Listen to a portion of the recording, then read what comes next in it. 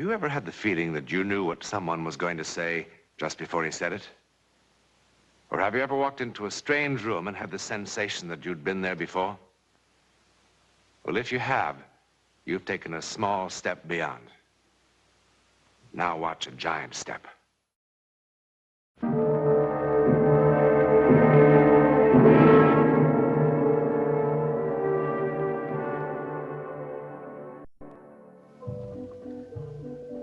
We're about to go beyond the gay, grinning face of the circus into the very private world of the flying Petruccios, aerialists unsurpassed.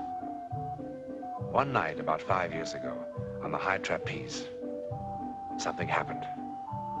It was a performance for which no tickets were ever sold. But one man saw it. All right, that's okay. Now, let me see your wrists, Mario. I can do it myself. You let her see them. Why don't you stop treating me like I was 6 years old? Please, stop worrying. Hey, it's Papa I worry about, you know? Those wrists, they gotta catch him. Oh.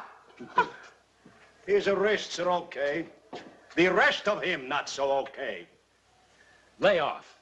Oh, come on. You two fighting again? È finitela. If Papa would just mind his own business.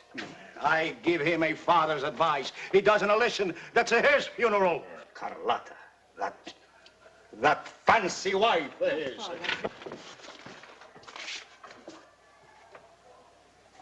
I'm happy you didn't forget we got a show to do today. Paul, you see Carlotta anywhere? Yeah, right outside. She's yakking with that red-headed fellow. You know, the guy who takes care of you. Hey, Carlotta! Come, we've got to get ready. So, I'm ready. In old country, women don't talk to every bum that passes in town. Old country, old country, old country. Take a look at the map. This is the USA. So, in the USA, they got no regard for honor, eh? No respect for family name. Family name. Oh, that don't mean nothing, Hey, eh? Papa. Please, eat your chocolates. The amazing Petruccios are at it again. What were you doing out there? Check with the FBI. Carlotta. How many times do I have to tell you I don't hand out timetables? Non scherzare. Could be I married the wrong Petruccio. Sì, guarda che ti lascio cadere, eh? Svergognata! Svergognata! She doesn't mean anything. She just got a crazy sense of humor, you know. Nice crowd out front. No one's sitting on their hands.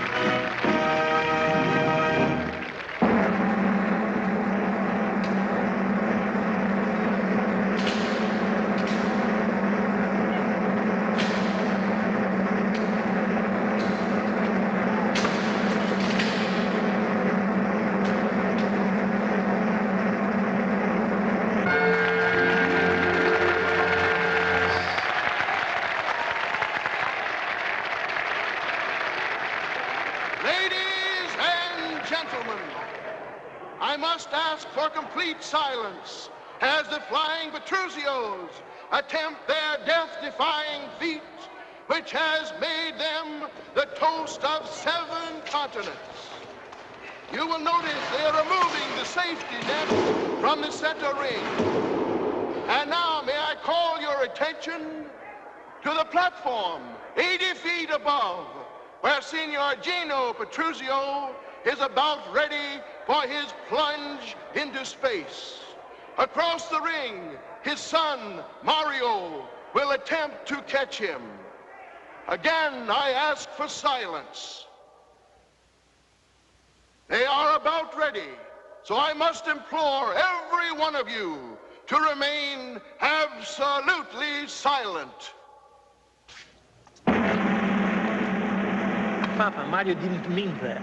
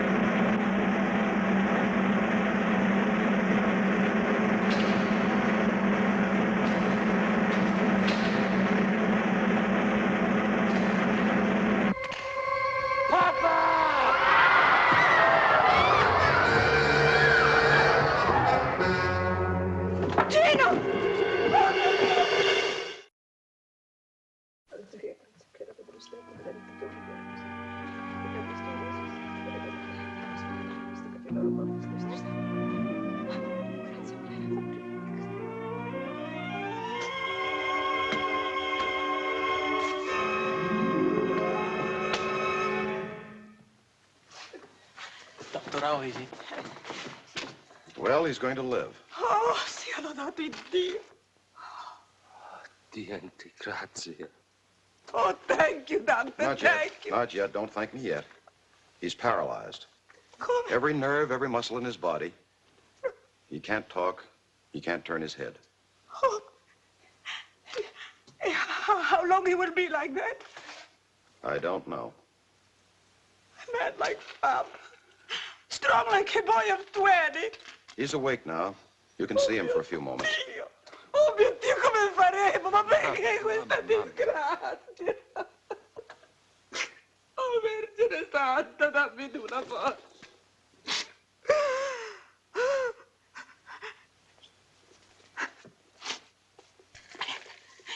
All right. We go, eh? We go see Papa. Mario, you are the oldest son. You go in first, eh? Come on. Oh, Mama, Come on. Mama, he thinks I dropped him. Papa don't think nothing. You go in first. Avanti. But, Mama... Go in.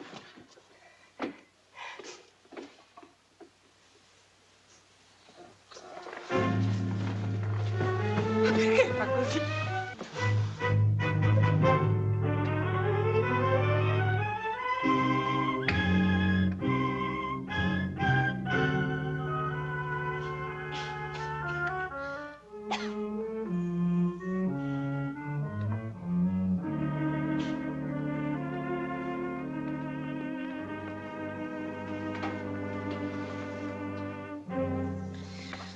Where you been? Walking? That was sure a dumb thing to do, running off like that. I couldn't help it.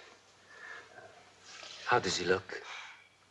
Well, if you ask me, it would have been better if he'd have died. Don't talk like that.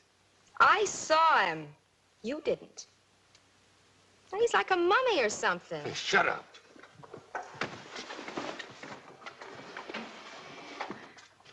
I tell you, it gives you the creeps just looking at him. I said shut up. Look, Buster, it's been a pretty tough night for all of us.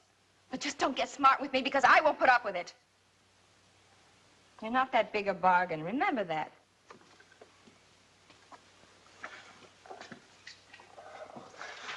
Carlotta, I'm sorry. I couldn't go in to look at him. I knew what I would see in his eyes. Carlotta, I didn't drop him. Well, who said you did? His eyes would say I did.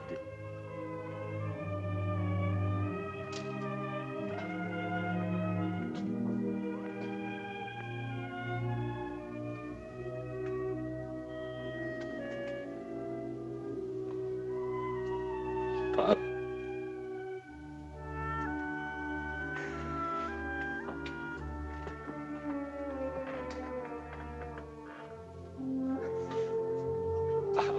Pop.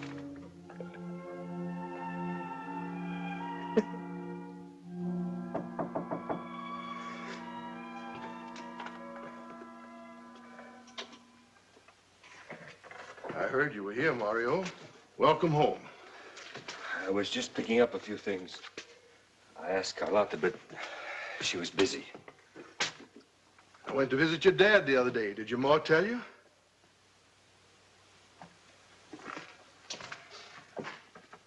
You know, no one ever accused C.C. Higgins of being a betting man. But I've got a $20 bill that says Senor Gino Petruzio is going to be back up on that trapeze within a year. Every time I call the hospital, it's always no change. Oh, don't give me that no change. I saw that old Latin sparkle in his eyes.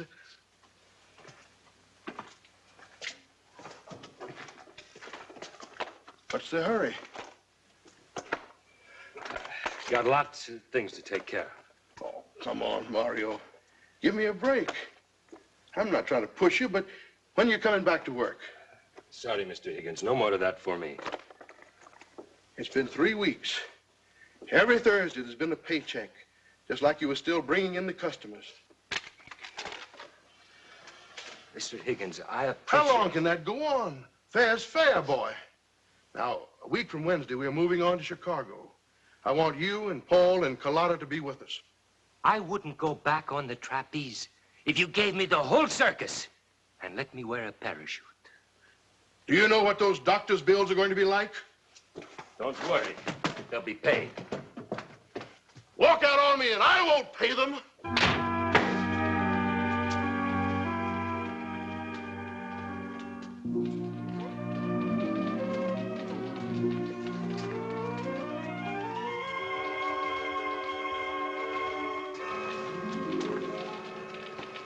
Mr. Petruccio? Sit down, sit down. You didn't answer half the questions, Mr. Petruccio. They're stupid questions. They made me nervous. These job classification tests are very important. They're an attempt to approach employment on a scientific basis. Scientific? A sees an airplane flying overhead in the northerly direction. What are you going to get me? A job watching airplanes? The idea is to measure intelligence. You advertise, you get people jobs if they pay. Okay, I got money to pay. I don't want a bunch of stupid tests. I want a job. Have you done any other kind of work? I mean, besides the circus? I told you, I've been working on a trapeze since I was 11 years old. You haven't even answered the questions about education. Once my mama, she paid a bookkeeper with the circus to teach my brother and me how to read and write. Frankly, I don't know what to suggest. I mean, it's almost impossible without previous experience of some sort. There might be work as a laborer. Laborer? The pay is very good, sometimes as high as $3 an hour. Hey, mister, I made $400 a week last year. I gotta pay you to get me a job for $3 an hour? Perhaps you should go back. Hey, I didn't come here for no tests. And I don't come here for no advice.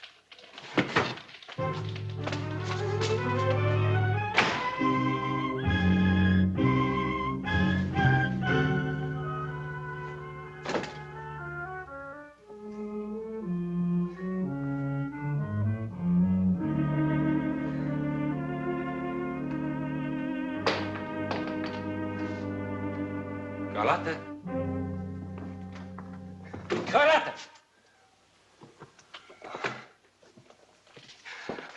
I thought maybe you... I don't know what I thought. I just feel rot. Would you send up a bellboy, please? I almost visited Papa today. It sure came close. Look what I bought him. Italian cigars. Boy, they're like sticks of dynamite. Does he love them? And how's he supposed to smoke them? It's just the idea of the thing. Like a peace offering. Like I was thinking about him. Sit me up. I bought the cigars.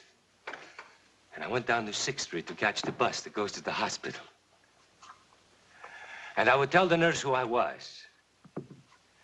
I'm Mario Petruccio, the oldest son. And I've come to spend an hour with my father. And I would walk right down the hall, no thinking about anything. Right into room 612, and I would pull up a chair. And I'd say, hey, Papa. Papa, I bought you some of these lousy cigars so you can stick up the whole place.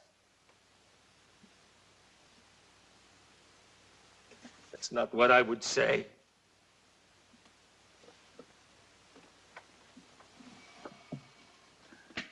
I would drop to my knees and I would say, Papa.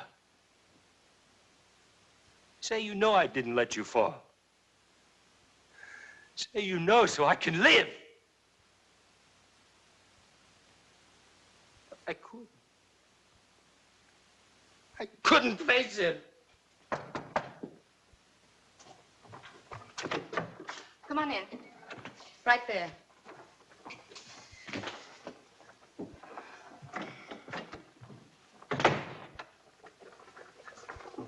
Where are we going? I'm going. But you can't. Watch me. You can't. Listen, Buster. It wasn't exactly a bed of roses, even when you were one of the magnificent Petruccios. Go home to Mama, Mario. She'll make you a thick minestrone soup And everything will be just fine. Papa was right about you. Papa said you were no good.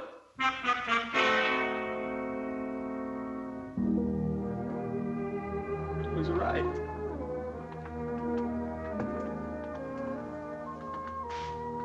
Papa was right. No good. It's no good.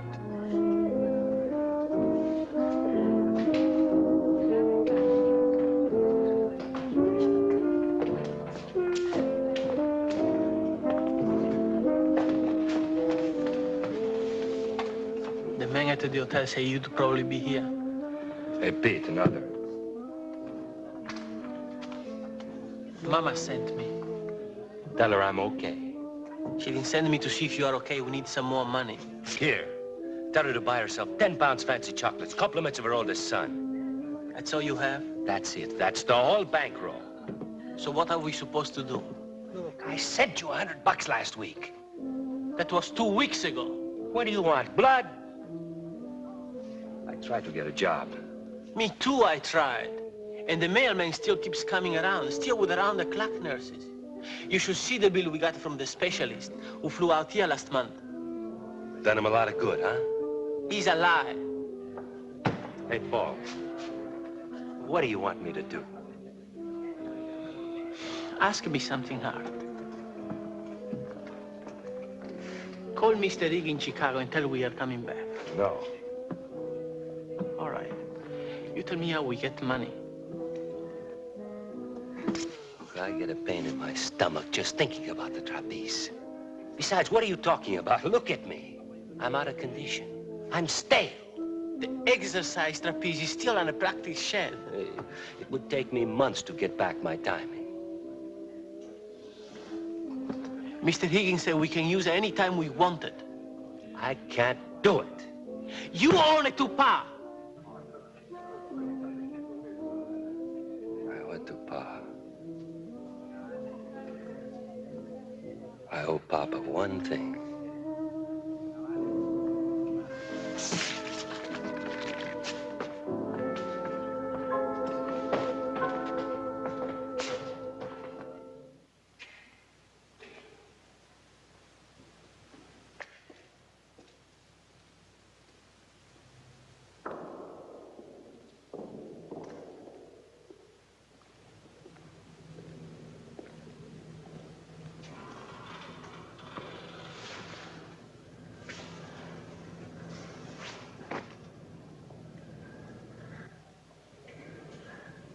I only owe Papa one thing.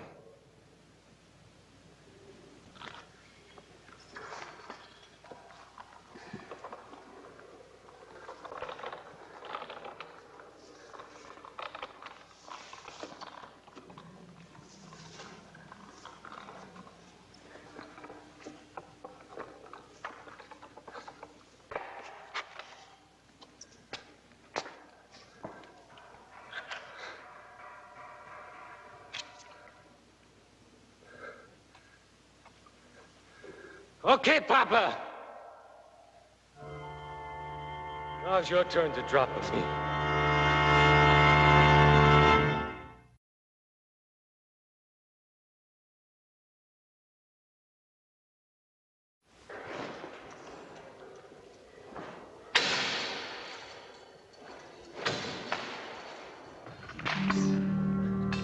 Papa!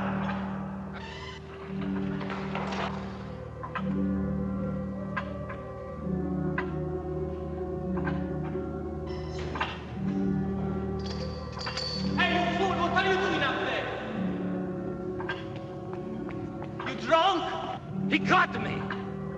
Papa, he caught me. What are you talking about? Come on down, you are drunk. I tell you, he caught me. Look. Look at the catch bar.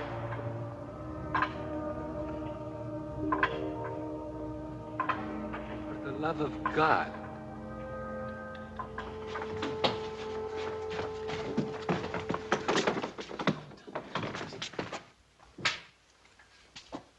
He's dead, isn't he? Mr. Petruccio? He's certainly not dead. They'll have him down from the examining room any minute now. Thank God. You know, it was the strangest thing. I couldn't believe my eyes. He was sound asleep, and then he sort of mumbled something, and then he reached out his arms like that. Oh, but how could that be? His arms are paralyzed. Well, I called the doctors right away, and they took him right up to the neurosurgical room. Excuse me.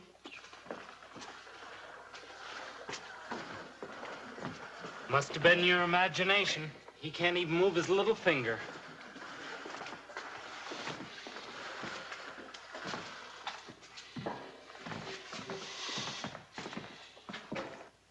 Per amor de Dio.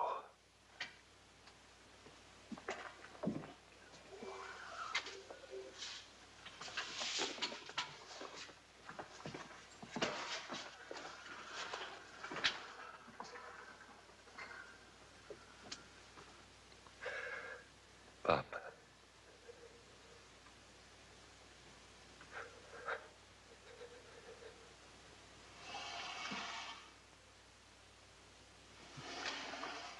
Papa, Papa.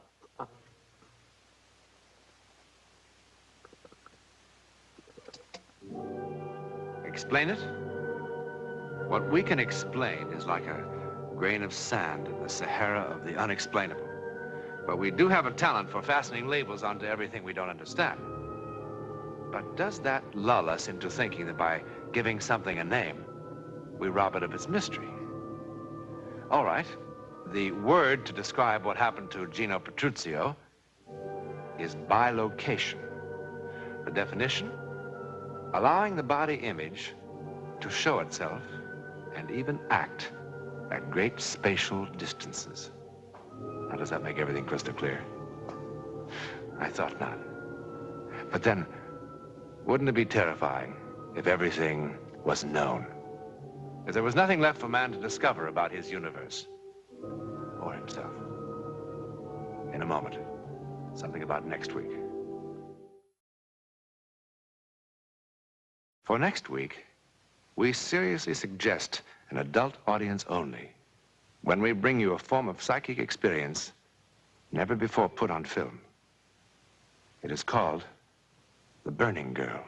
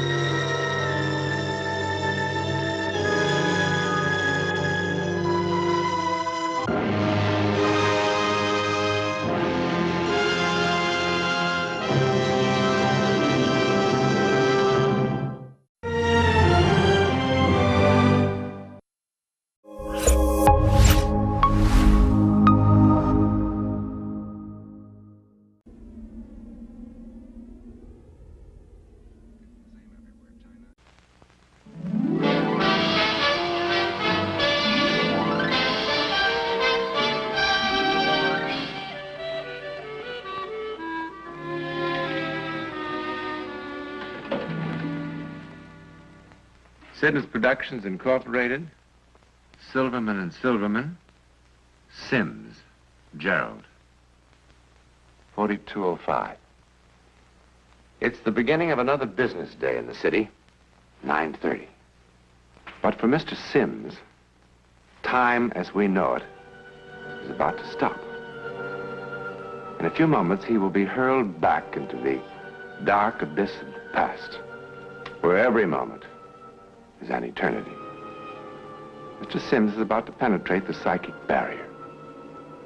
Now, for this journey, no passport is required, no visa. In Mr. Sims's case, he already has what he needs. A guilty conscience.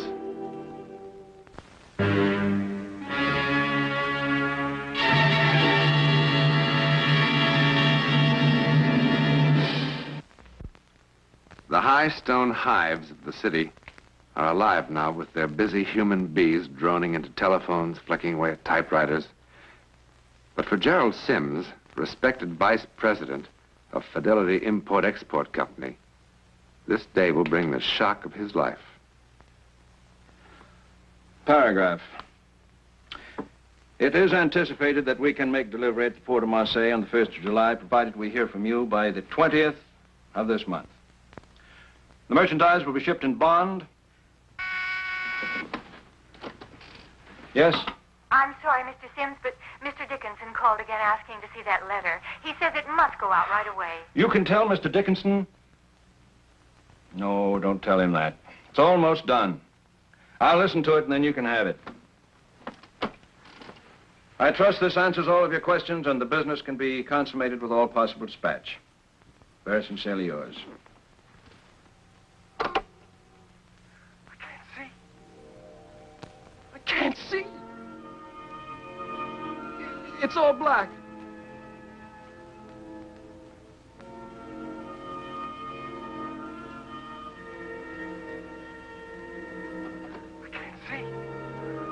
I can't see. It's all black.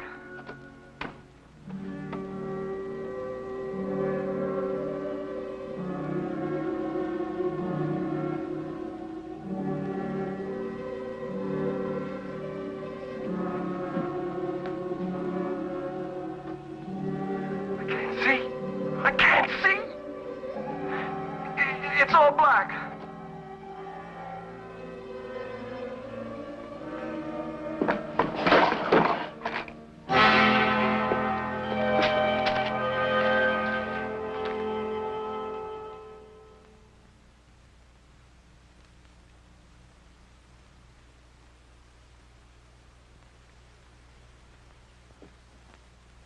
Miss Wells? Yes, sir? Come in here, please.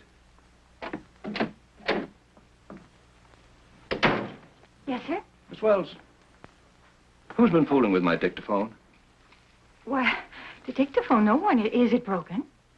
Who can get in here? Who has a key? I have one, the cleaning woman. Perhaps I can fix it. No, don't touch it. Or maybe a new record. No, never mind. If you would like to dictate to me, Later, Miss Wells. But Mr. Dickinson is No, waiting. please, Miss Wells, just leave me alone. Yes, sir.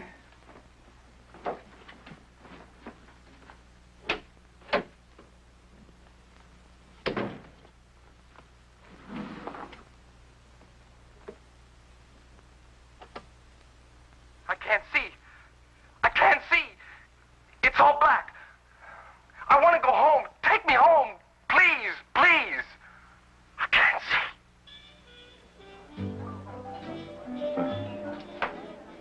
Nolan A48, huh? 52's all right. So long as it's cold.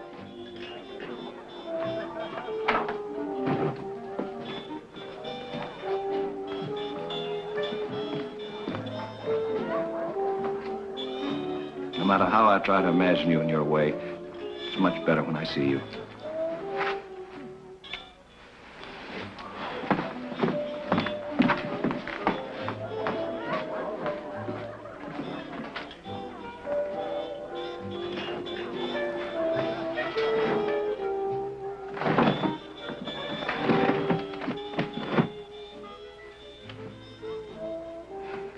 Anything wrong, Fran? No, I guess I'm just not very good at living like this. You know, everywhere I go, I imagine that someone's following me. That's silly. Even when perfect strangers look at me, I think they must know all about it. Jerry, I hate this guilty feeling. Guilty of what? Dancing together a few times, having dinner? It's a pity we don't have something more to feel guilty about. Anything happened today? Particular, I mean? Did you hear from Douglas? I had a letter from him. It's hot in Guatemala, and the dam is 2 weeks behind schedule. And he won't be back home until July. That's more like it.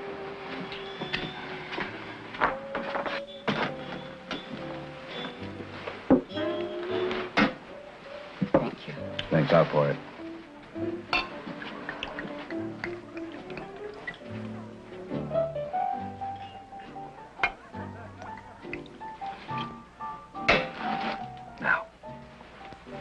to us. Tonight. Mm. Well, now, what little white lie did you tell Janet tonight? Tonight, you're a very important buyer of farm machinery from Istanbul. You're dark and swarthy. You drink large amounts of some poisonous liquor. Your name's Mr. Ataturk. Ataturk? Oh, no. That's even worse than it was last week. Who was I then? Oh, I was Derek Highland Hyde, Esquire, going on 78 and terribly interested in sick room supplies, right? Right. Oh. Jerry, this is awful. How awful? To have to act like thieves, stealing every minute, every hour. Sitting in dark corners and out-of-the-way places. Wondering how long it will be until what we feel for each other isn't a secret any longer. Jerry isn't getting any easier either. I know. It's the same for me. There's nothing we can do about it. There's no way out, is there? Well, if it isn't good old Jerry Sims. Hello, Tom. Well, what a break running into you. Saves me a dime. I was going to call you. Just got into town with some of the boys for the meeting. Mrs. Sims, I presume? Didn't know old Jerry had such a good eye. Just don't stand there, Jerry. Introduce us. Friend, this is Tom Crookshank, an old friend of mine from Chicago. And an old friend is going to buy us all a great big drink. Oh, no, Tom, thanks. No, we can't. We have a dinner date. In fact, we're late now. Call me tomorrow, huh? Oh, one for the road. No, we really mustn't. Thanks. It's good to see you, though, huh? Give us a rain check.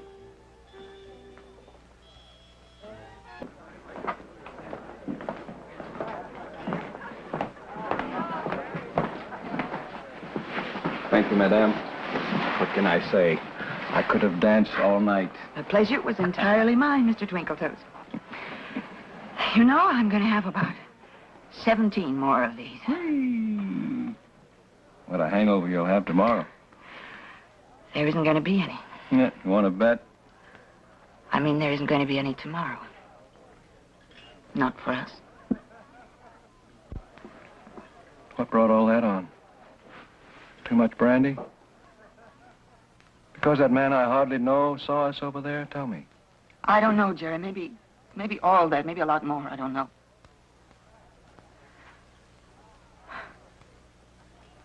My father was a very good gambler, you know.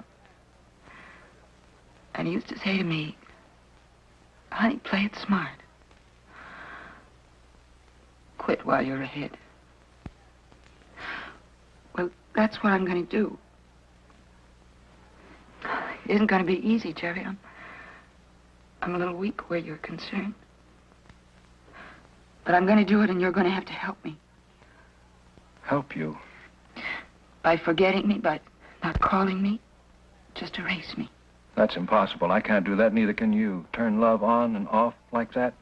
But, Jerry, we're ahead. Let's leave it there before anything sordid happens. Like what? Being discovered? Like something even worse, like beginning to hate each other for what we might do to the people that trust us. Or like falling out of love. Jerry, I couldn't stand that. You're not a very good judge of character. I couldn't do that. I'm not a fickle fellow. When I find someone like you, I hold on to them no matter what. Jerry, I love you so much. But I've made up my mind. I want you to give your marriage another chance.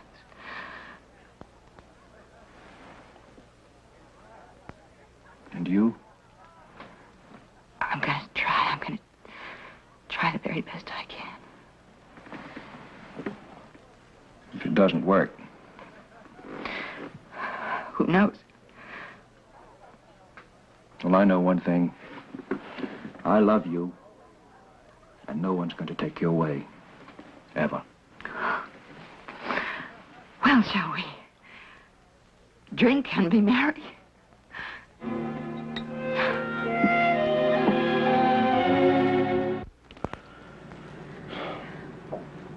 Honey, I'm way over here, all alone.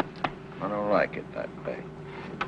Please, Jerry, don't make it any harder for me. Okay. I'll bring you over here.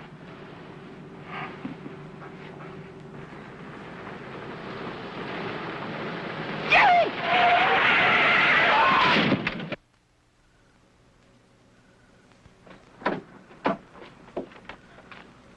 Oh, Fran.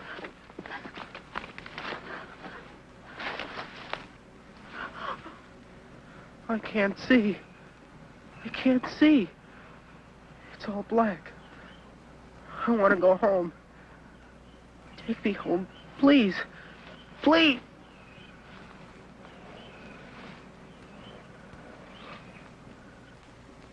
Oh, my God. Oh. Jerry, what are we going to do? Jerry, do something. Police, let's get the police. No, wait. Look, Jerry, he's dead. There isn't anything that anybody can do for him. Oh. Why must we ruin our lives? Jerry, my little girl's life. I'll get you home first. You mustn't be mixed up in this, then I'll go for the police. Jerry, thank you. I'll do anything you want now and always. Come on, let's get out of here.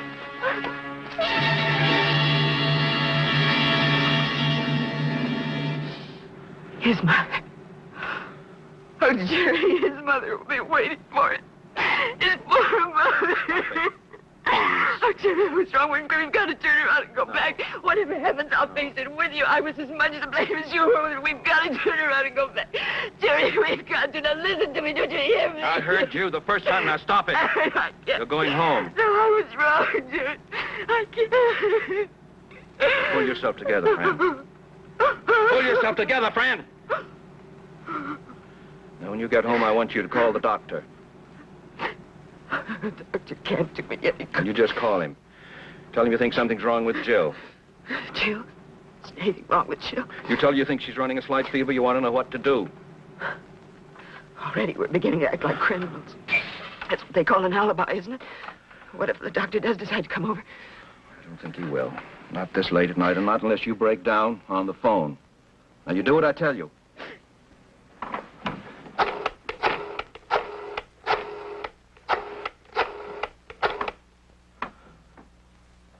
Hello, Janet. Jerry. Did I wake you? Oh. No, I'm all right.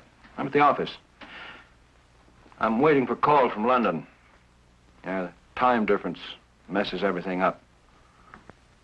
Oh, I got rid of him an hour ago. Got the order, too. Oh, Janet, there's the call on the other line. Would you call me back in 5 minutes, say? No, you call me. Bye.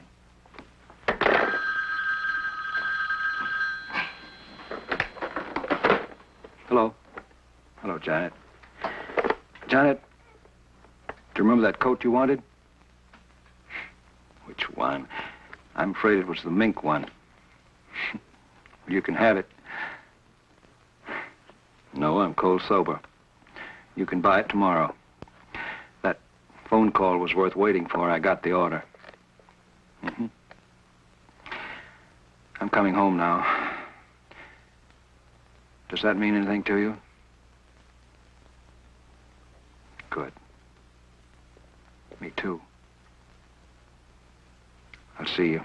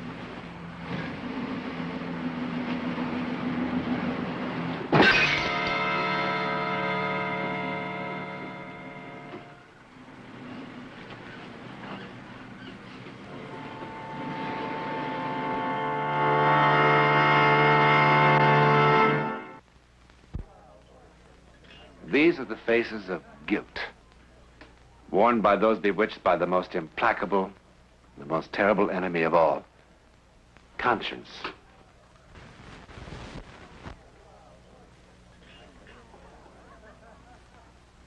For Gerald Sims and Frances Hiller, it was the longest year of their lives. Now when they meet, they have only one thing to talk about. Jerry, I can't stand it. Francis, believe me, it's over.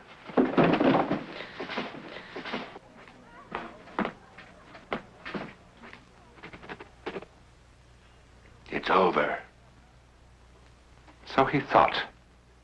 Gerald Sims was mighty sure that the year's silence about the death of the boy meant that everything was safely behind them.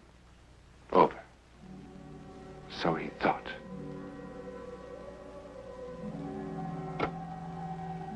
I can't see. I can't see. It's all black. I want to go home.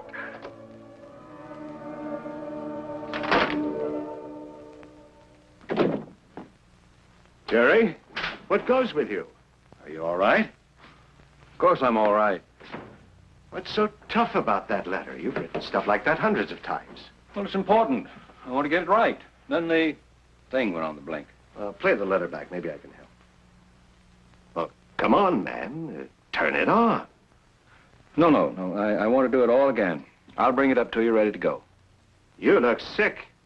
I'm going to give you an assist. No, it's no good. I want to do the whole thing over. You're acting like a guilty bank teller when an examiner shows up. You need a doctor or something? I've told you I'm all right. Just give me an hour. I promise I'll have it. Well, have it your way. And have it in an hour. Miss Wells, Yes, sir? get me another record, please, for the dictaphone. Oh, I'm sorry, sir. I'll put it on for you. No, just give it to me. I'll do it. Thank you. Thank you, Miss Wells.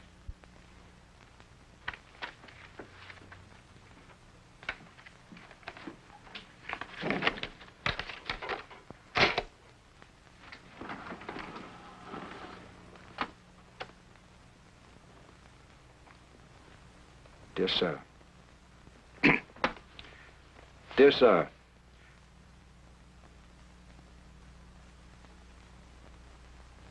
Dear sir.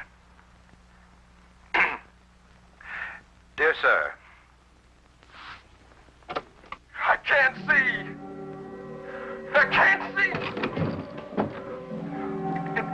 It's all black. I want to go home. Take me home.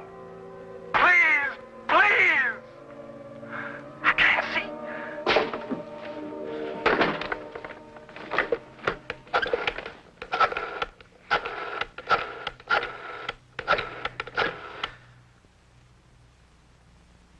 Mrs. Hiller, please. Where? Thank you.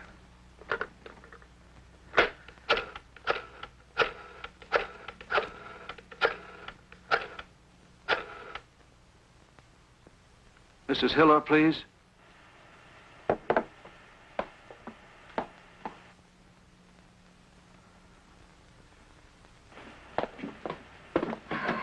Hello? Hello, Fran? Fran, can you hear me? Yes, I can hear you. Fran, listen. Something's happened. Somebody knows. I keep hearing a voice on my dictaphone. It's his voice. It sounds exactly the way his voice sounded that night. Jerry, what's the matter with you? Are you out of your mind? Fran, listen. I've got to see you tonight. You've got to listen to this, too. Maybe I am sick. You must hear it, too. Maybe the voice isn't there at all. Please, Fran, tonight. I'll be there. Goodbye. Thank you.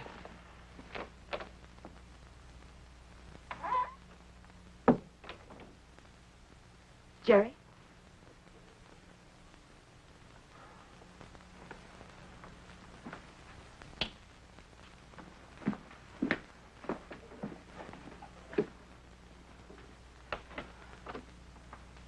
I can't see. I can't see. It's I want to go home. Take me home. Please, please. I can't see. I can't see. It's all black. I want to go home. Take me home, please, please. I can't see. I can't see. It's all black. I want to go home. Take me home, please, please. I can't see. I can't see. It's all black. I want to go home. Take me home. Please, please. I don't get it, officer. I tell you, he was no ways near me when, for no reason, he goes off the road. I don't know, maybe it was one of those optical illusions. Optical illusion. That's possible. It's possible. A few hours ago, Mrs. Frances Hiller walked into the 23rd Precinct station and told the police that she couldn't stand it any longer.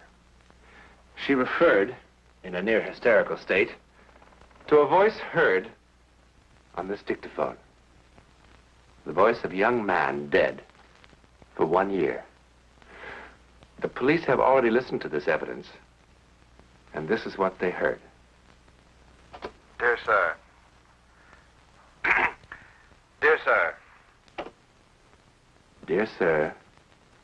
Dear sir.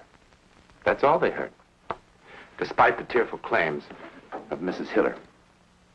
You know that conscience is a potent enemy. It has been known to create a voice of its own, a voice of doom, heard usually only by the guilty. However, psychic phenomena offers many reported instances of an apparitional manifestation, wherein the victim has appeared to the guilty long after the event. Now, isn't it possible that in the case of the guilty, in mind and heart, that they could also receive an auditory manifestation? In this case, a voice from beyond the grave. Isn't it possible? In a moment, a word about next week. Coming on Alcoa Presents in the weeks ahead is a particularly powerful collection of case histories from the world of the occult, which is just one step beyond our understanding, but is nevertheless somewhere out there. You won't want to miss a single one of these exciting episodes.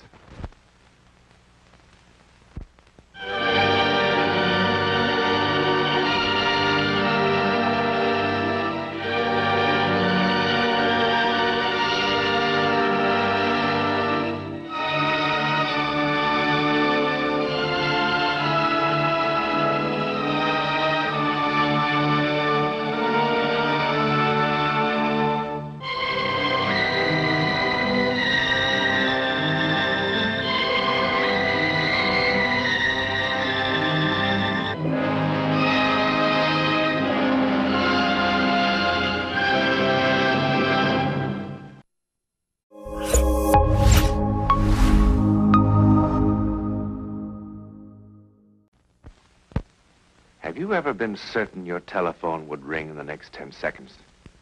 Or have you ever walked down a strange street and had the feeling that you knew what lay beyond the unturned corner? Yes? Then you've had a brief encounter with the world of the unknown. You are ready for the actual human experience that follows. Alcoa presents a new and unusual kind of television program that takes you just beyond the world in which you live.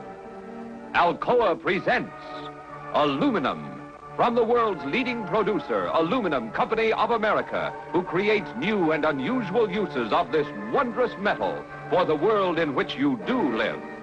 And now, John Newland takes you one step beyond. The sea is calm now.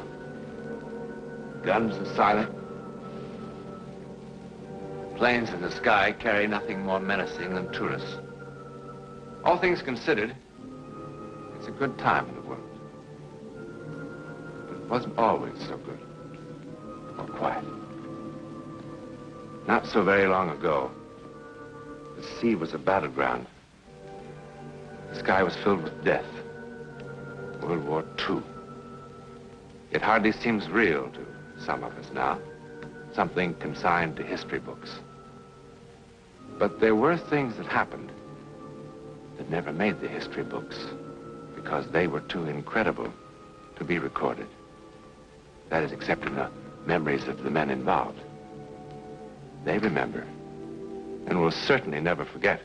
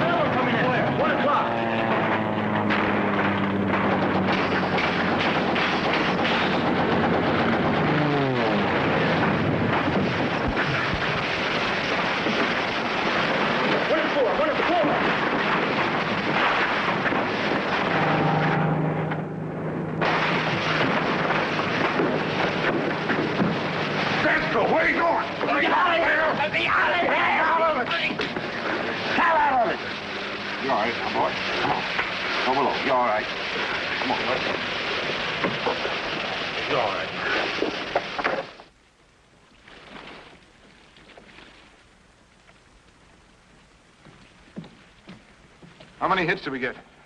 2, sir. Nothing serious. All right. Secure all battle stations. Secure all battle stations. Secure all battle stations. Well, I hope it's the last we see of them for a while. Sir, all gun crew reports secured. What was the follow-up on #1 gun? Driscoll came unglued, sir. We'll take him below and have Harris tend to him. I did, sir, but Harris is in no condition to treat a sick dog. Again? Yes, sir, again. The engineering officer reports, sir, the electrical board is out. Be at least 6 hours before repairs are completed. All right, Boats. Aye, sir. Well, this is sure a lucky day. So for 6 hours, we just sit here. Wonder how long it'll be before one of their reconnaissance planes spots us. It'd be quite an afternoon, sir. Could be. What do you suppose made young Driscoll crack up? He'll be all right. I'm not worried about him. Harris? Yes. I think I understand, Harris. Well, I don't, sir.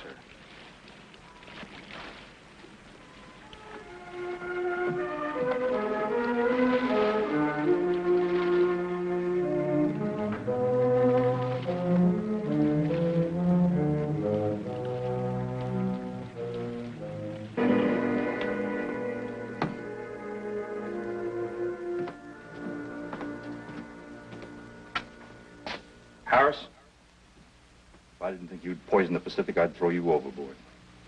Wouldn't that be against Navy regulations, sir? Knock it off and stand up. That's going to be a little bit of a problem. Knock it off and stand up!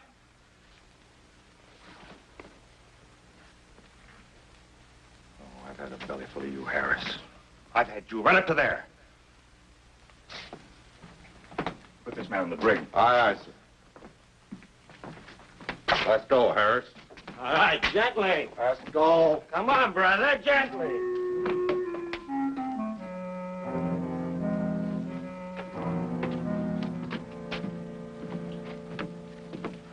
Sir? What about Harris? You see him? Yes, I saw him. He was stoned again. I had to put him in the brig. That's the 3rd time in 2 weeks. May I speak frankly? Since when do you have to ask? I sincerely hope you're going to recommend court-martial this time. Harris's behavior is having a detrimental effect on the rest of the men. I know. But you see, Stacy, Harris is trying to... Will, we all have problems. Take over the watch, Mr. Stacy. Aye, sir. Keep your fingers crossed. 6 hours sitting here like a fat duck.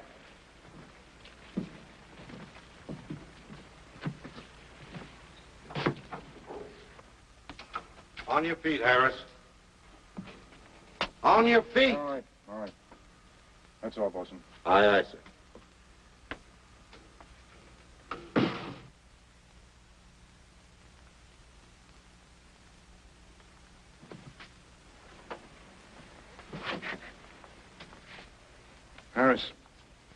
You're a pretty intelligent fellow. Do you know what being drunk during a battle means? You know what a court-martial would do to you? Yeah, up against a wall. And bang, bang, bang. Harris, you know, you had me pretty confused. I mean, at first. Why would one of the best men in my ship suddenly turn into the Navy's #1 fowler? You drink a little, you forget your troubles. What's wrong with that? You ought to try it, Captain. Maybe you could forget how we're stuck out here all by our lonesomes. Who knows, you might even forget the whole lousy war.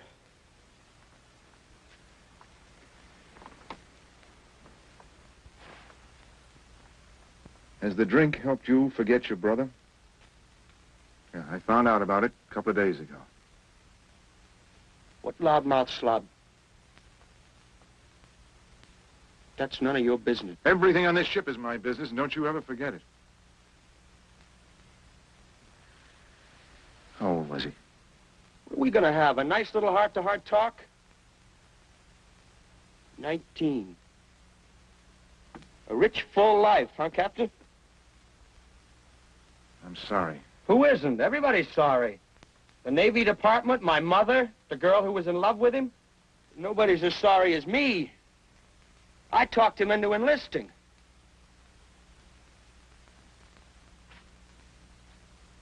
You want to have a good laugh while we sit out here on the quiet Pacific? This kid brother of mine decided he wasn't going to fight. He and his girl were going to get married, and they were going to be medical missionaries. Take penicillin and the word of the Lord to the Hottentots. But after Pearl Harbor, I had a nice long talk with little brother. Made him see the error of his ways. You should have heard me, Captain. You would have been real proud. I used every cliche in the book. I didn't miss a one. You have to do God's work with a gun before you can do it with a medicine and a hymn book. I even said that. Well, isn't that about true? Hey, Captain, you're not going to tell me my kid brother died for any noble cause. Come on, he died because a bomb exploded, period. End of report. You really think that's the end of it? I mean, for him. What else is there? You mean like up yonder? Who knows? I know.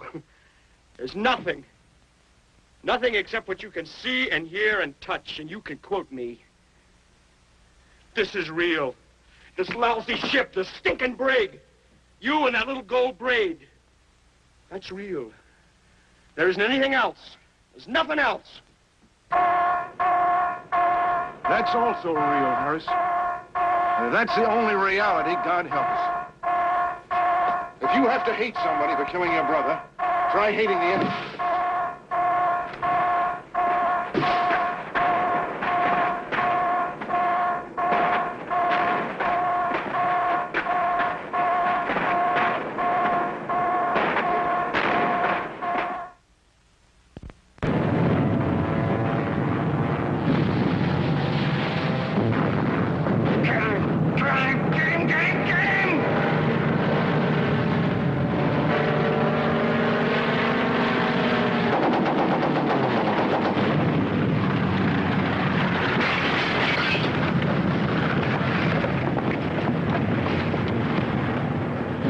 Let's get him to the wardroom. Be very, very careful with him.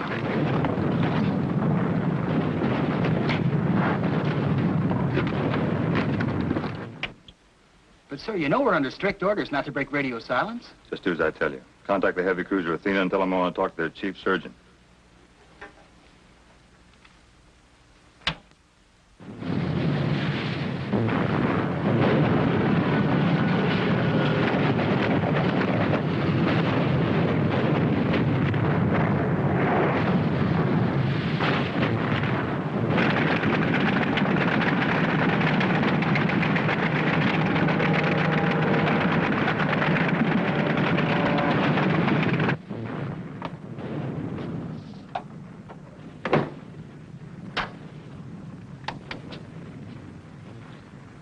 Captain Madison speaking, Senior Medical Officer. Can I help you? This is Lieutenant Commander Stacy. Commander Fielding, our skipper's badly hurt. He's bleeding to death. We don't know what to do. Fielding? Bill Fielding? Well, isn't there anybody aboard who... We've got nobody. Nobody? There's a fellow up in the brig who's supposed to be a pharmacist's mate, and that's all. What's his rating? Before we busted him, he was a pharmacist's mate first class. Send him up to the radio shack. I want to talk to him. Sir, he's hopeless. Mr. Stacy, I'm afraid he's the only hope you have.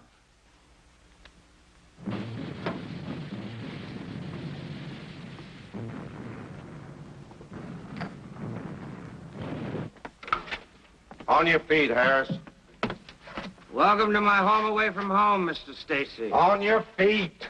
You gonna throw me in the ocean like you promised? Move, Harris.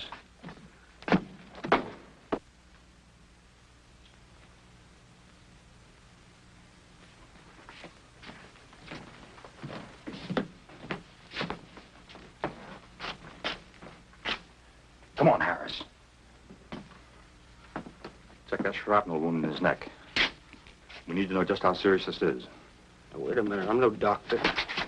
You check it, Harris.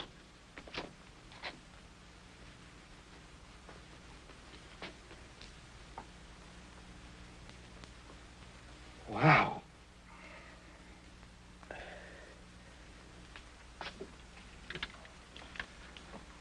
Harris is with me now. Here he is. Tell him what you told me. I examined Commander Fielding. What did you find, Harris? He's got a hunk of shrapnel in his neck. Exactly where? It's on the left side, a couple of inches above the shoulder. How bad's the bleeding? Well, it's pretty bad. Mr. Stacy tells me you're a pharmacist's mate first class. I was. At the moment, I'm a prisoner of war. Stop clowning. What do you want him to do, sir? How long will it take to rig a loudspeaker in the wardroom? A couple of minutes. Get some men on that. Good. Now have Harris break out the instruments and start scrubbing. Contact me later. Yes, sir. What's he talking about? What for? Get to the wardroom on the double. What for? Get to the wardroom, Harris. The way I feel, I couldn't take the nail out of a bedpost. What if I say I just won't do it? What are you going to do, shoot me? You're going to do it. Look, can I get this through your head? Even if I was feeling okay, I couldn't do it. Madison's one of the best surgeons in the fleet. If he thinks it might work, that's good enough for me. Yeah, but the skipper's not a bad guy. This is like killing him. And if we do nothing, what happens then? Here.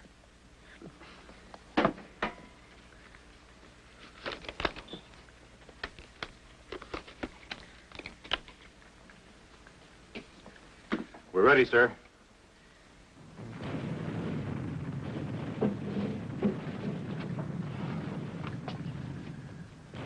Have you started the plasma? Yes, sir. Look, sir, I got the shakes so bad I can't do this. Is he still unconscious? Did you hear what I said?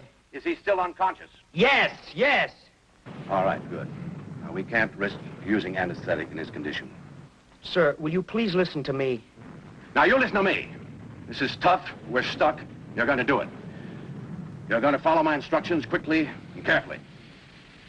You're going to do exactly what I tell you to do. Your skipper happens to be a very good friend of mine.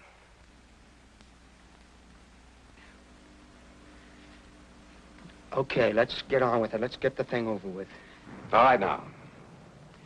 Get some Kelly hemostats from the tray. Yes, sir. Open the sterilizer and get those hemostats and put them in the alcohol.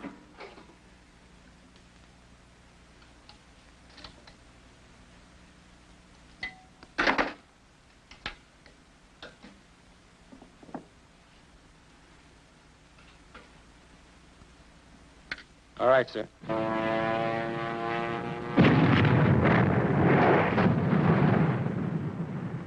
Now, swab down the wound with antiseptic and drape the area with sterile towels.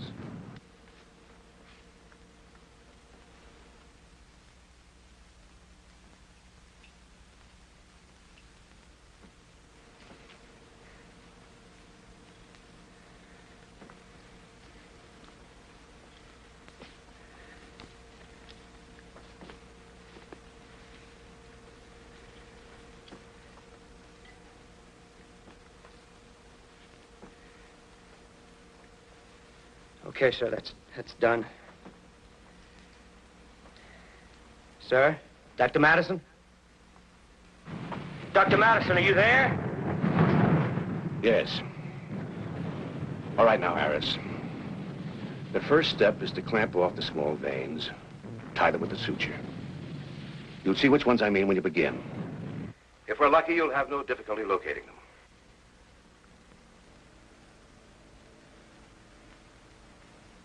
Put another hemostone in there.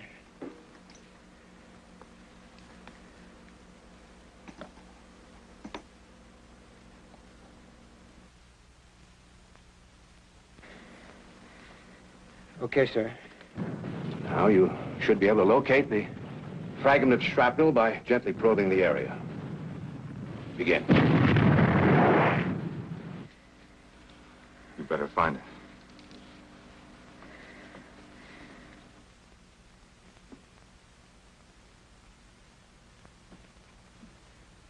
Look, will you wipe my forehead, please? Have you found the fragment? Yeah, I found it. What's the exact position? It's just left of the jugular vein. Almost touching it. I was afraid of that.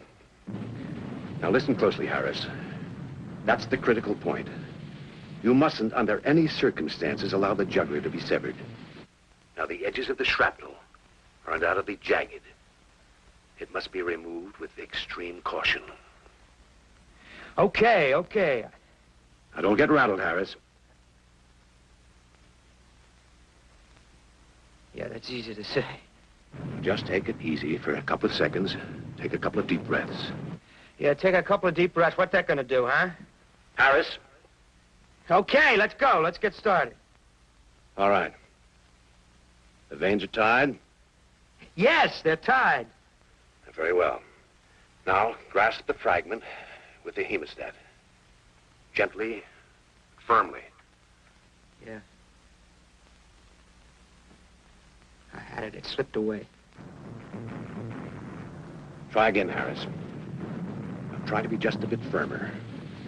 Once you have the clamp around the fragment. It is jagged, isn't it? Boy, it's like a top of a tin can. Are you all right, Harris? Yeah, I got it now. Good. Now, the removal of the fragment is the most delicate part of the job.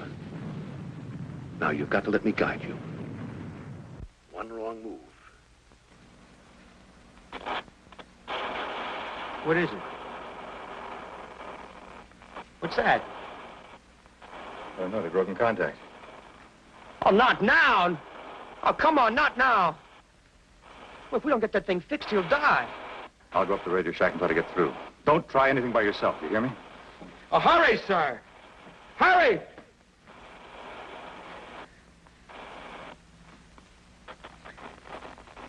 Oh. Oh, come on.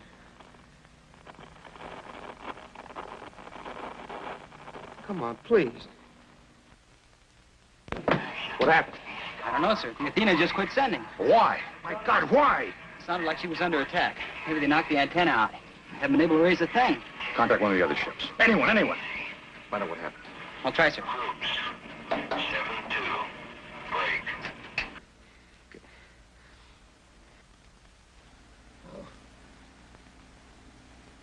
Dr. Madison, for God's sake. Come on, please.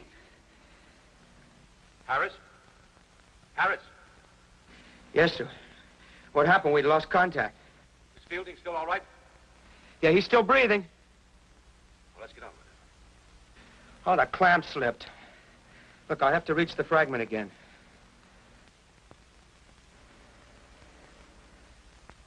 Okay, I got it. All right. Now begin to withdraw the shrapnel. Very slowly. Straight toward you. That's it.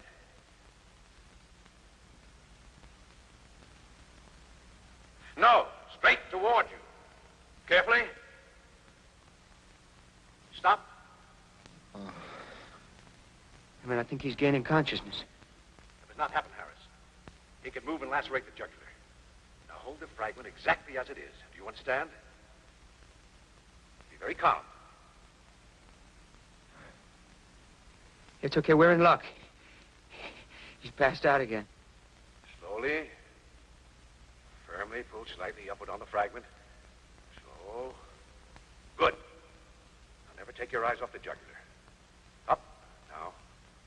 Straight again. Straight toward you. That's it. I got it. You're not finished yet, Harris. Now, you must tie off the deep bleeders as you did the outer ones. Use the hemostats to clamp them off.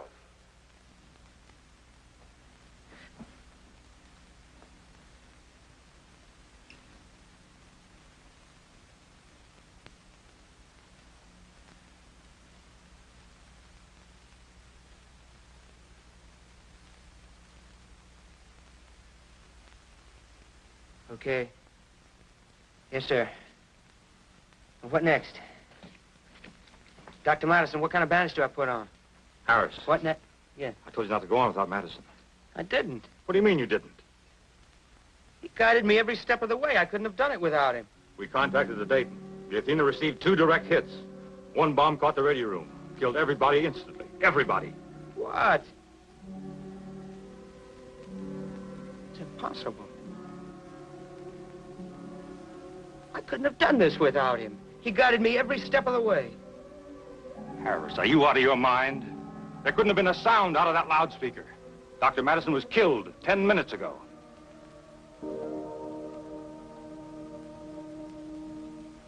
Lieutenant Commander Stacy was right about one thing. The heavy cruiser USS Athena did take 2 direct bomb hits from enemy aircraft at 10:40 hours, March the 22nd, 1944. One of the bombs knocked out the communication system of the ship, at the same time killing radio man First Class Tom McCrory and Captain Clyde Madison, the senior medical officer aboard the USS Athena. I suppose, too, that we reasonable people must agree with Lieutenant Commander Stacy on another count. After Madison was killed, the further transmission of his voice was absolutely impossible. But it was also absolutely impossible for pharmacist-mate Harris, an untrained man, to complete this final and most complicated stage of the operation without his voice. To really explain what happened in that hot, steamy wardroom, we cannot look simply to logic or reason, can we? I can only tell you that there is now, living in Southern California, a retired naval officer who has a word for it. His word is miracle. His name is Will Fielding. In a moment, something about next week. Kill? Can it kill 9 times in 9 consecutive generations? Seems incredible, doesn't it? Well, next week, we will bring you one of England's most celebrated outbreaks of witchcraft. We hope you'll be in the audience.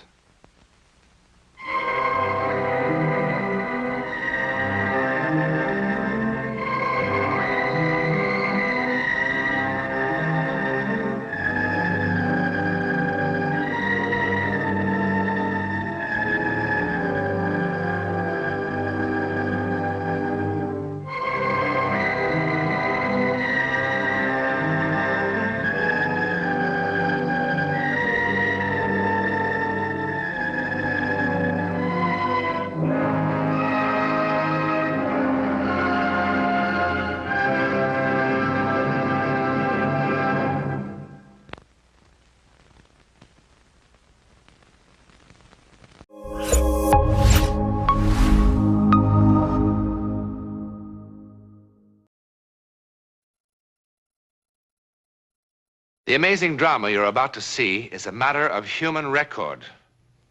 You may believe it or not. But the real people who lived this story, they believe it. They know. They took that one step beyond.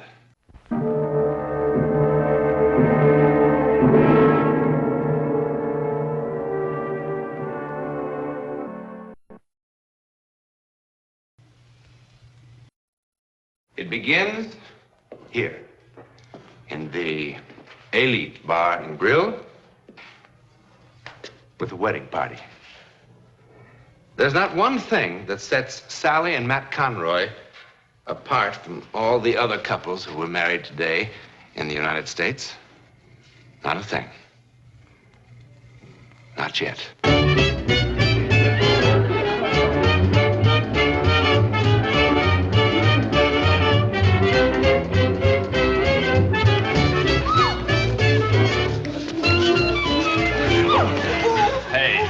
Hey, when are we gonna get out of here? Come on, baby. How about that Georgie boy, eh, Matt? He hasn't had that much exercise since he dumped that load of grapefruit up on the Ridge Road. Hey, it looks like that little gal of yours could keep on dancing all night, Matt. Not if I have anything to say about it. Sorry, baby. When I get going, I get carried away. Hey, why don't you take it easy, you big lug? You all right, Sal? Oh, I think so. Let's try it again. I was just getting warmed up. Hey, back in the stag line, Georgie boy. You've had it. My turn to dance with the bride. Oh, I'd just love to dance with all you gentlemen again. Yeah, but they won't hold our room after 9 if we don't get there. Oh, that'd be a shame. We want to thank you for the party, fellas. Just one last round for the road on me. Hey, Tommy. Say, how'd Conroy ever find you down among those bayous, honey? Well, he transported my cousin's belongings when she moved back home a couple months ago. And, well, one thing led to another. Here I am. How do you like it? Oh, I love it. I've never been northeast or west of Louisiana before in my entire life. Well, no one would know it in the way you talk, honey child. Come on, Sal, let's get going. Well, thanks again for the party, fellas. Say, Matt, don't we get a chance to kiss the bride? Yeah!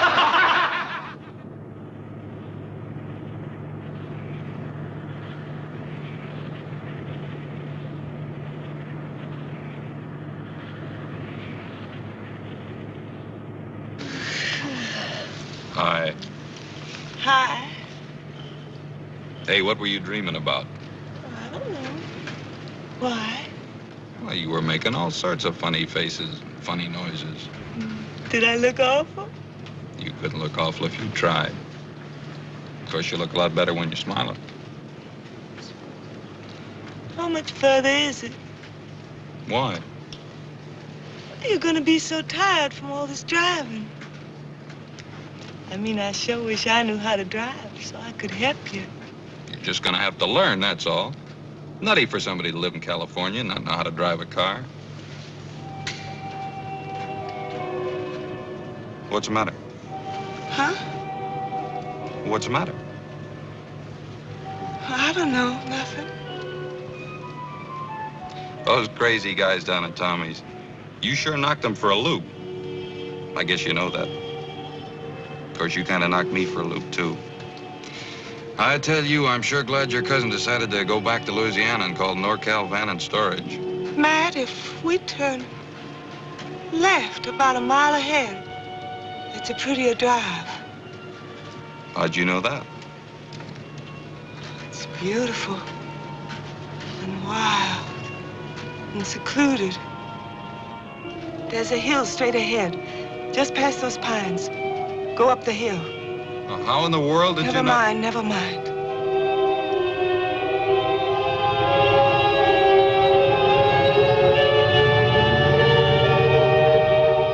That's it. Eagle Point's just ahead. Eagle Point? Turn right. Be careful. There's a fallen tree across the road.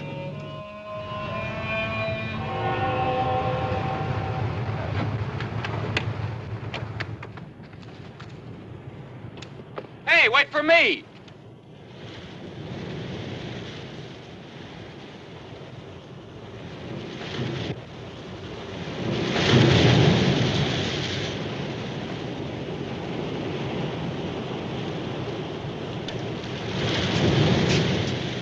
Sally.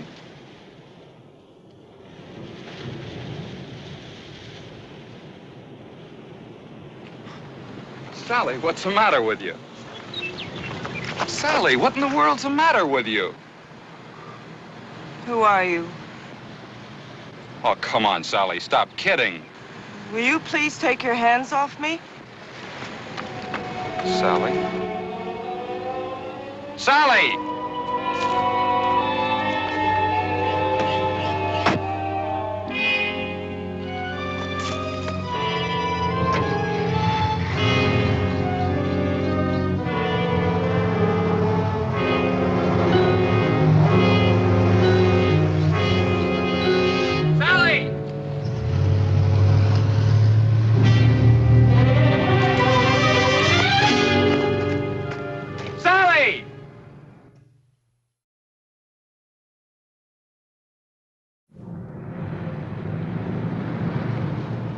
I don't know. Her voice sounded so different. She looked so different. I don't know. Well, there aren't many roads through here. Shouldn't take us long to find her.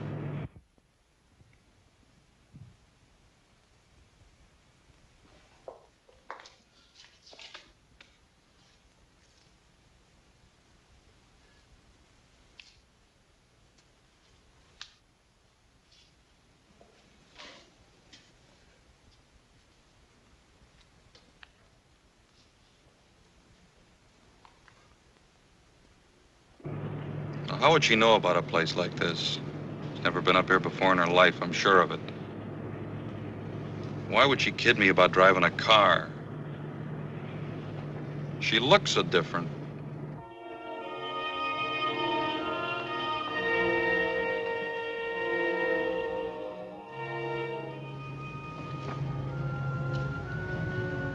Now, that's mighty strange.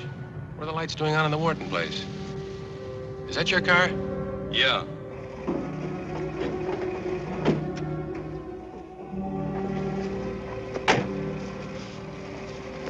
Wonder what Sally's doing here. Beats me, mister.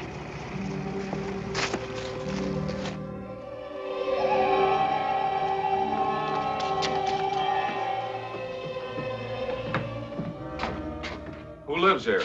Nobody now. Well, how come the electricity's still on? The estate hasn't been settled yet.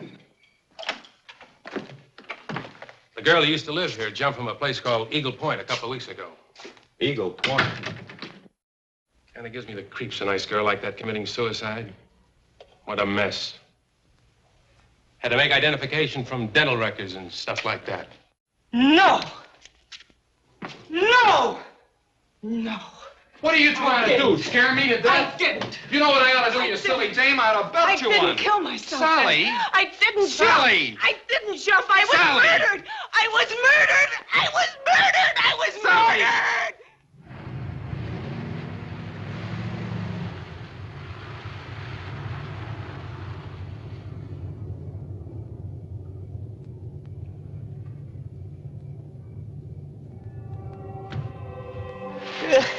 Sally. Sally.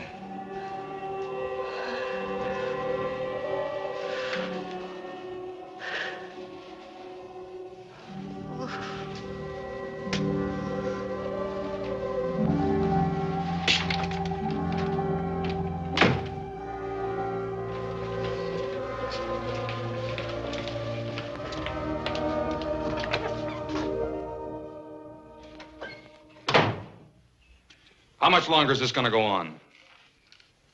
Is what going to go on, Mr. Conroy? Every time she wakes up, it's another sedative, another shot. Is that the only thing you can do for her? Keep her asleep? Yes, Mr. Conroy. It's been 24 hours. Look, I could feed her sleeping pills myself. Mr. Conroy, your wife was quite violent when you brought her in here, quite incoherent. Every time she wakes up, she tries to run away. Now, how would you suggest that we restrain her? Would you prefer a straitjacket? You haven't even told me what's wrong with her. Well, what's wrong with her? I don't know. Well, when will you know? Do you see that library? Every mental and emotional disturbance known to medicine is described somewhere in these books. Your wife's case is not among them. Well, then I'll just have to go to some other hospital where there'll be somebody who can help her. That's your privilege, Mr. Conroy. I don't think it will solve anything. I'm going to be quite frank with you. That young woman you brought in here is not That going to young be... woman? What do you mean, that young woman? She's my wife. She's not just your wife. Does this sound like your wife? Al, Alex, I've told you there's no time. Why are you doing this to me? Why are you keeping me here? To try to make you well, Mrs. Conroy. Why do you keep calling me that? Because that's your name. My name is Karen. You know that. Alex, please, why won't you help me? I'm trying to help you, Mrs. Conroy. There is no Karen Wharton. Karen Wharton is dead. Karen Wharton committed suicide. No! No! I was murdered! You must believe me! I was murdered! I was murdered! Alex, please, Alex, there isn't any time! Why won't you help me? Quickly, please, nurse. please, please! Alex, listen to me. Listen to me. I'll be calm. I promise. Please, Alex, I'll be calm. I'll be calm.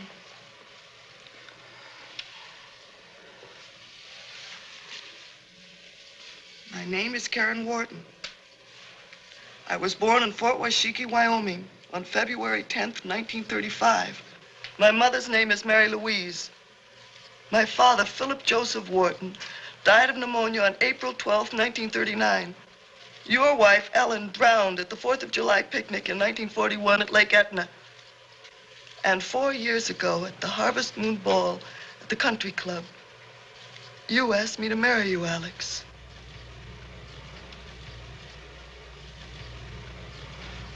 Never mind, nurse. Who murdered you? Dan Stapler. Dan Stapler. Why? Because I wouldn't give him a divorce. Dan Stapler isn't married.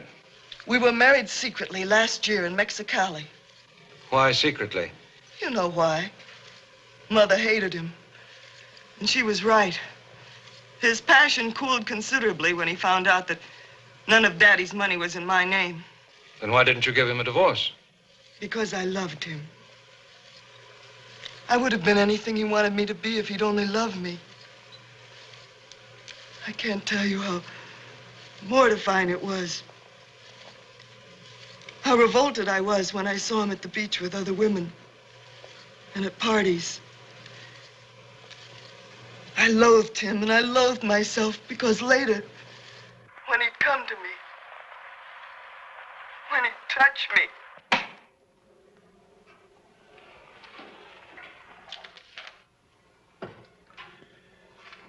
Regarding your inquiry, Daniel Stapler married to Karen Wharton this city, June the 11th, 1956.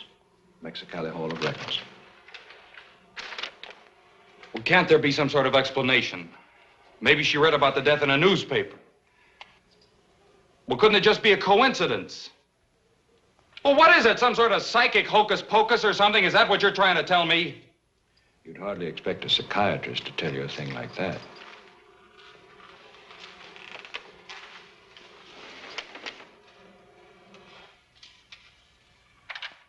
Why did he murder you? because he found somebody who did have money. That night.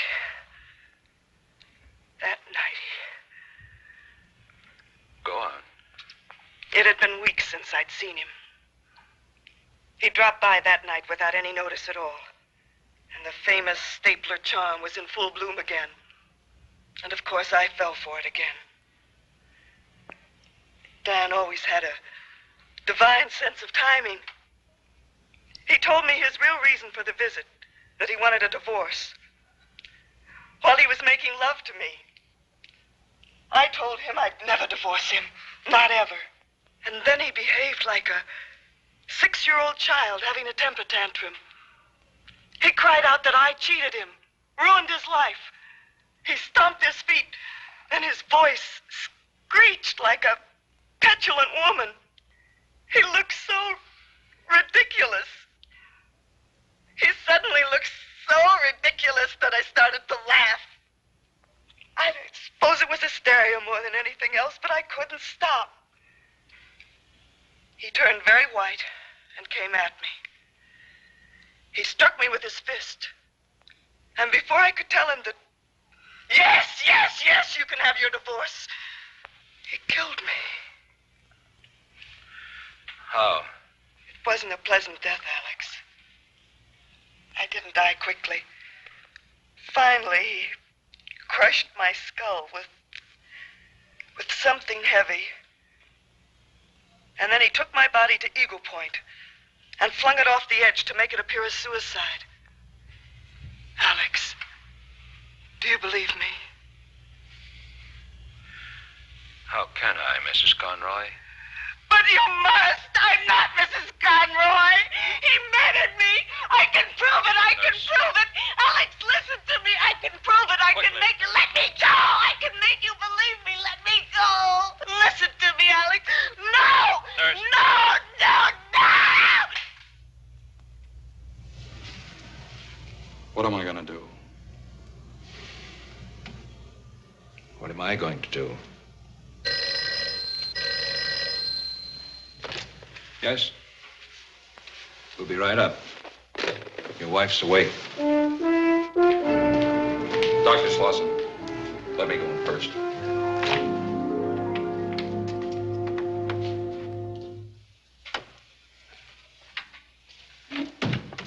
Honey, are you feeling better?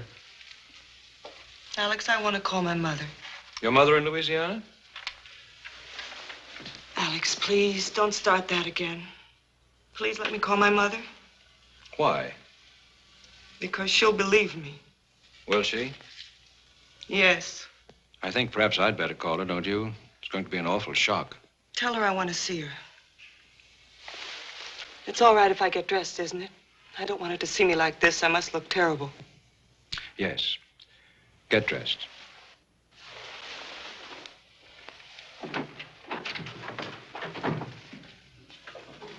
You know, Sal, we promised your cousin Diana we were going to wire her right after the ceremony. Only in all the confusion down at Tommy's. Would you mind leaving so I can get dressed?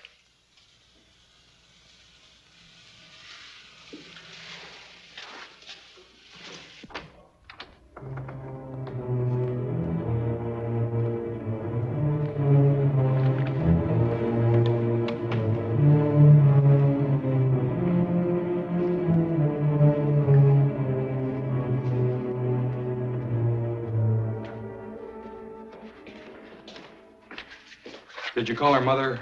I mean, Mrs. Wharton. No. No, I didn't. Mr. Conroy, I'm going to try something drastic.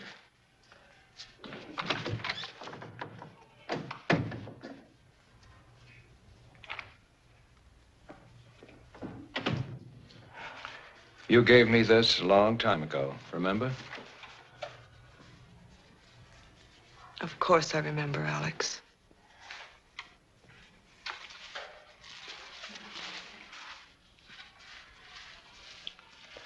Has there been much change in 5 years?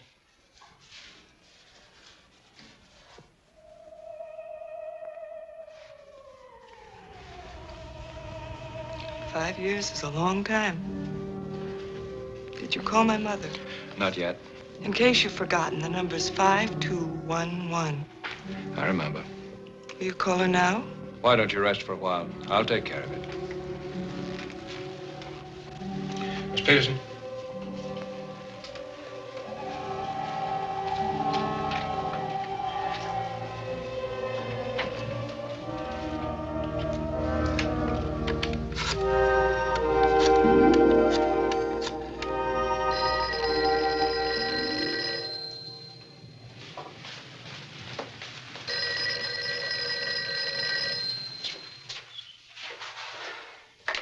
Hello? Karen. Karen, oh my God. Baby. Baby!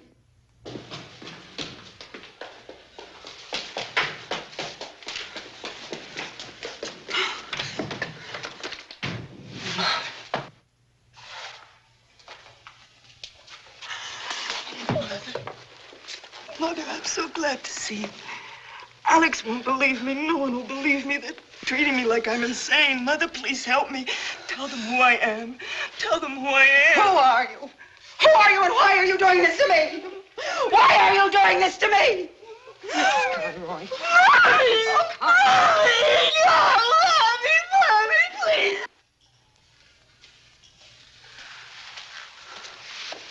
take these.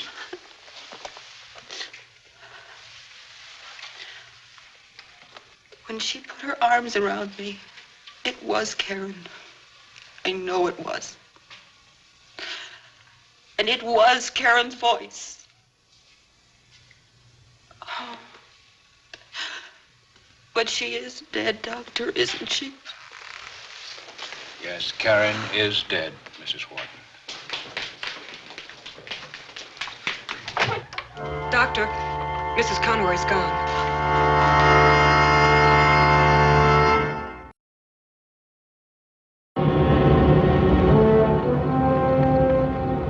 There she is.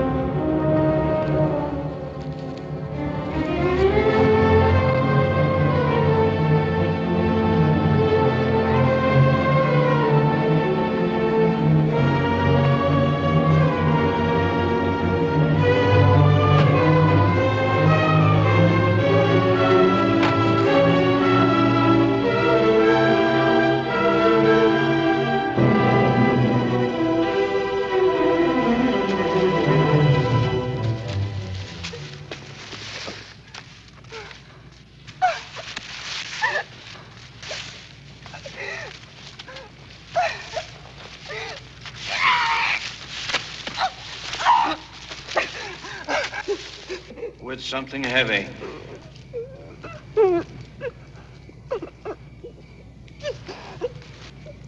With something heavy.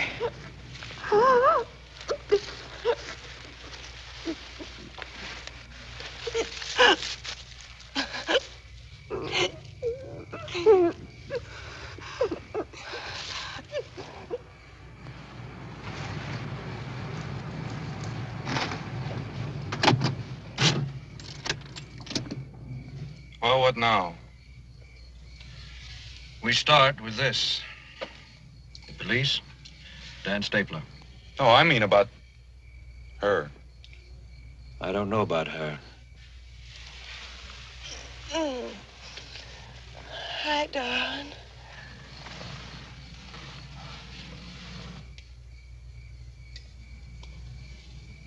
Matt, is something wrong? Not now. No, we got lost for a while, but we're all right now. We're gonna be married a long time, Mrs. Conroy, and it's gonna take me a long time to... Oh, thanks.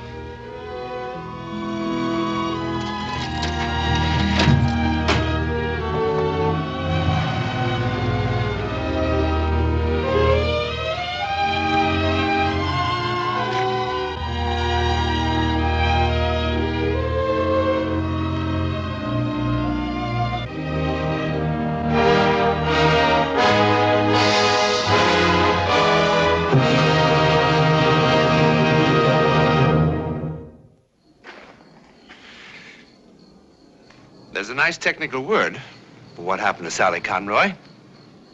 It's called possession. That is, the dead temporarily taking over the body of the living. Terrifying? It terrified Dan Stapler into a quick and full confession. There are thousands of cases of possession in the records, many of them fully authenticated by respected scientists. We've seen one. To whom it happened, we know. Where it happened, we know. How or why it happened. Good night.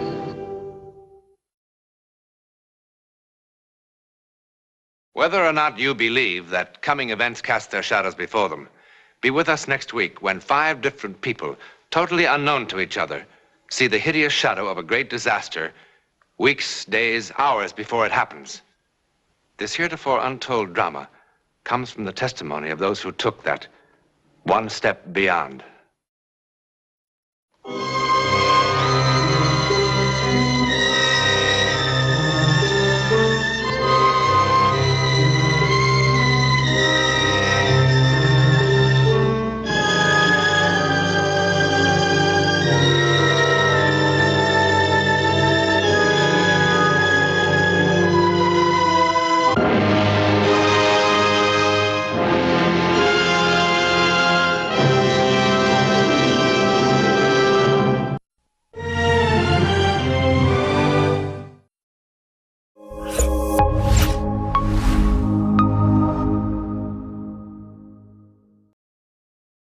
Have you ever been certain your telephone would ring in the next 10 seconds?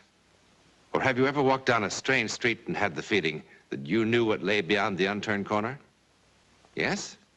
Then you've had a brief encounter with the world of the unknown. You are ready for the actual human experience that follows.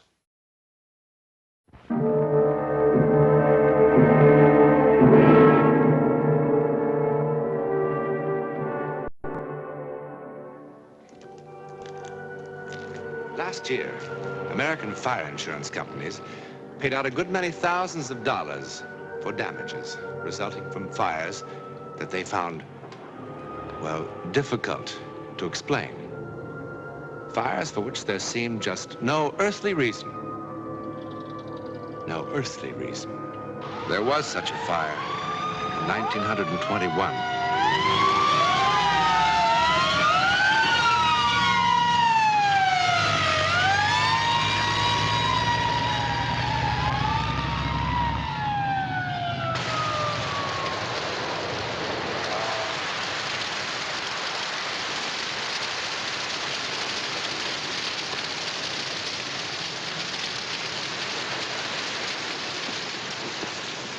It's almost out.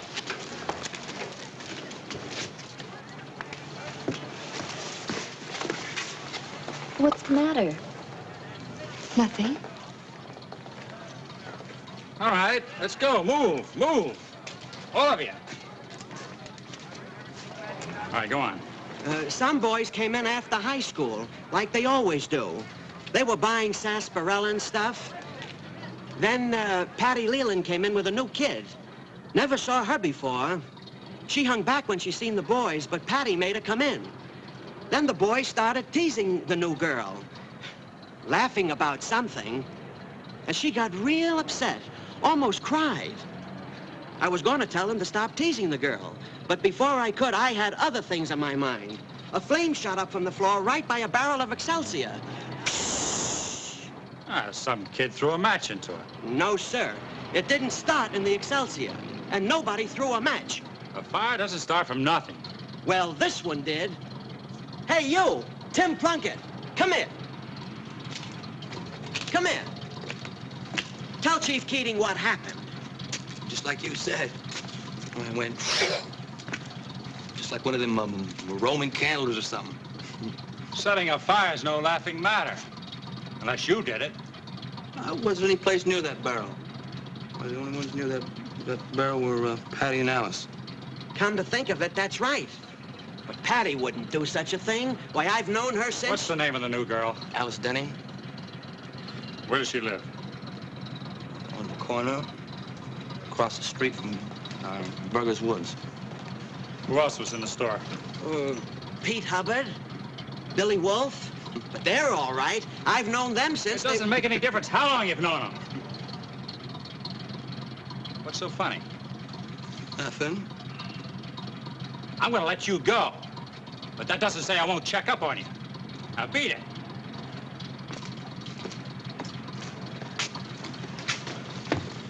Why don't you leave her alone?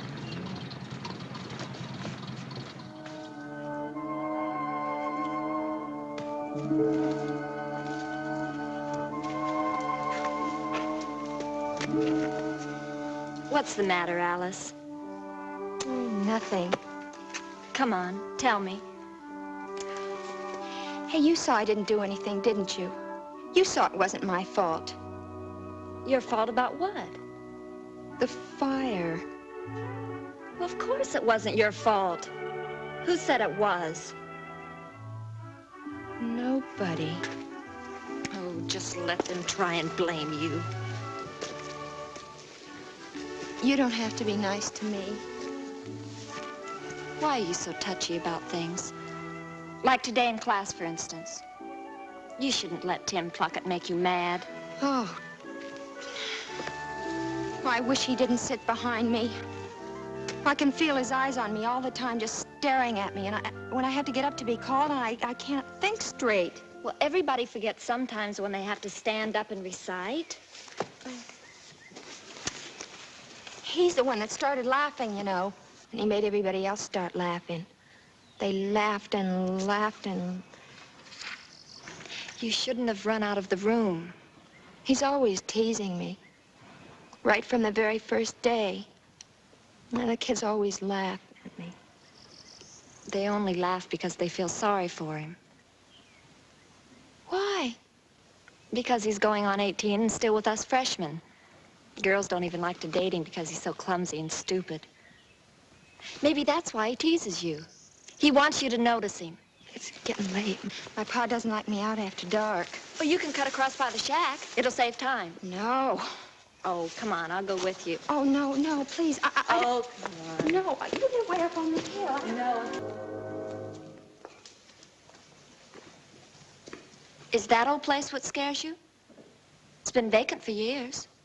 Come on, I'll show you. No. What's wrong?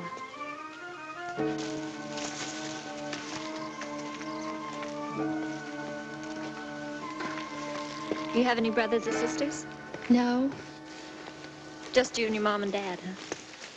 Oh, my ma died. My aunt keeps house for us. It's nice of you to walk me home. I wanted to. I want to be friends with you. Best friends.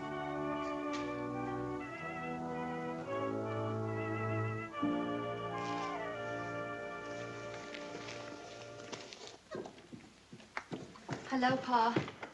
Alice, you're late. I'm sorry, Pa. Go up and get ready for supper. Pa, I've got a friend. A best friend. Good. Who is it? Her name's Patty Leland. Well, it might interest you to know that I'm working for Mr. Leland. Started today. You did? Putting new shingles on their barn roof. If he likes my work, he may keep me on. He owns a lot of property. I'm glad. Go on upstairs. Alice. You remember how proud your ma was of you.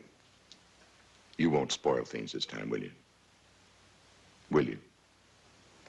No, I won't, Pa. I won't.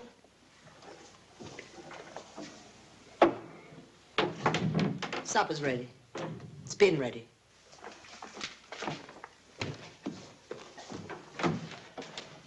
Going to eat with your coat on?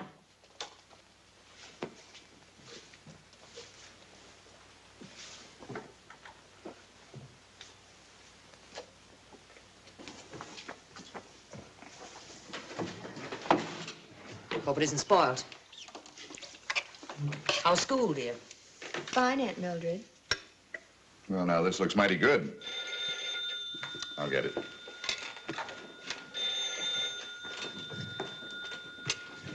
Yeah, there was quite a fire at Purdy's this afternoon. Everybody downtown was talking about it. They say it just flared up for no logical reason. I wasn't there. Didn't say you were, dear. It's human nature, though, for kids to watch a fire. I can see why you wouldn't want to, though. Considering all that's gone before. Don't talk like that. You wouldn't dare talk like that if Pa was here. Now, I don't think you ought to use that threatening tone. Not after what I've done for you.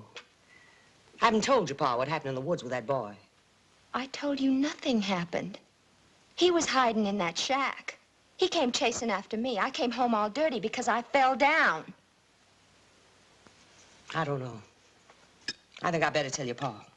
Why do you have to make everything seem so awful? Why do you have to make me sound so rotten? I told you not to use that tone.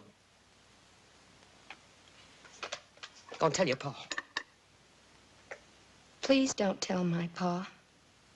You'll say all the wrong things and you'll make me seem so bad.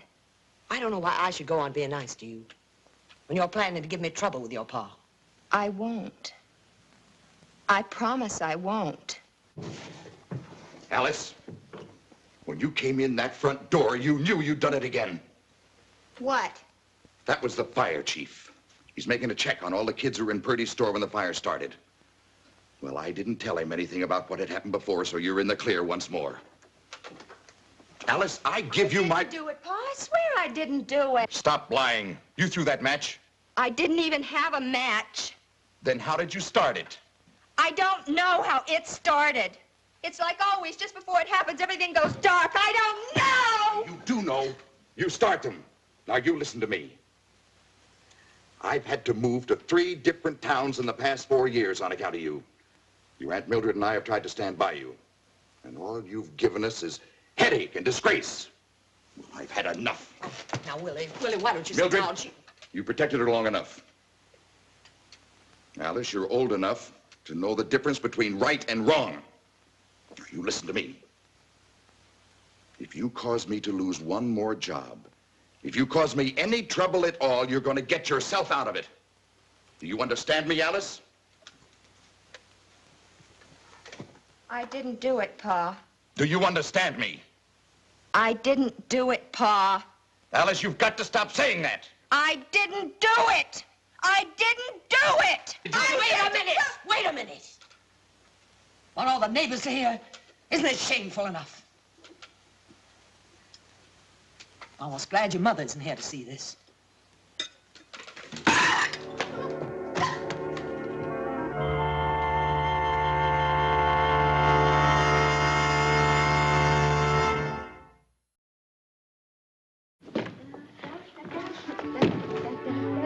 Gypsy costume's here somewhere. Oh, here it is. Oh. Here's a sash and some beads. Gypsies always wear beads. I've had my class to a Halloween party ever since I can remember.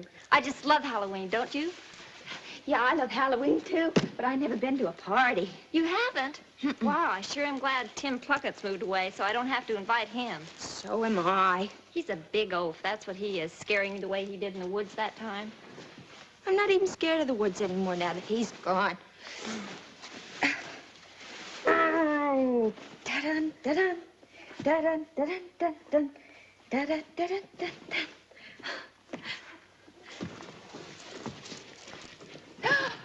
It's so naked. Well, don't you look nice? Thank you, Mrs. Leland. She thinks people will say it's too naked. Nonsense. Evil to him who evil thinketh. Oh, this costume does bring back memories. All 4 of my married daughters wore it at some time or another. Here, you two, you better take it back to the attic. Party begins at 8 sharp, and you've got to eat your dinner yet. Alice can't eat with us. Why not? My Aunt Mildred wouldn't want me to. Oh, well. Here, wait a minute. No self-respecting gypsy will ever wear braids. Come on, thank you. Down at the dresser. Here now. Oh, what lovely thick hair you've got. It's a shame to keep it braided. But my Aunt Mildred likes it braided. Well, do you think that just once she'd mind if maybe we put it up like this with a ribbon? Or down with the ribbon. Oh, that'll look nice. Shall we try it? All right. All right, let's take the braids out.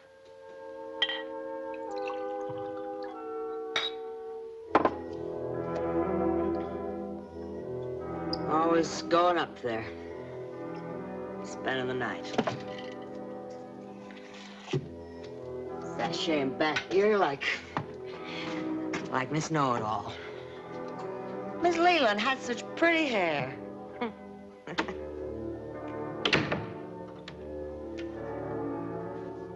guess if anybody in the world knew what I know about that brat, they wouldn't think she was so wonderful. Devil.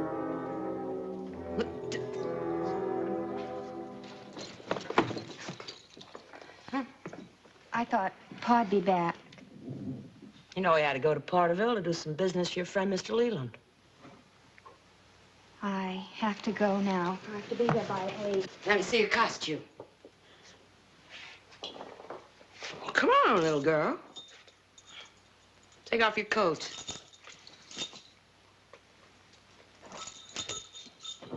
Well, you ought to be ashamed. Lucky your pa's in here. Mrs. Leland said both her daughters have worn this. Oh? Well, I wouldn't accept such a cast-off rag. But then I don't go chasing people just because they're rich. Oh, that's not the reason Patty's my friend, and you know it. I have to go now. Oh, no, you don't. Not in that. But it's a costume party and I don't have anything else. Well, then you won't be able to go. You go on upstairs and get out of that and get into something decent. Your father'd never forgive me if I let you go out in that thing. My father? Not my father, it's you.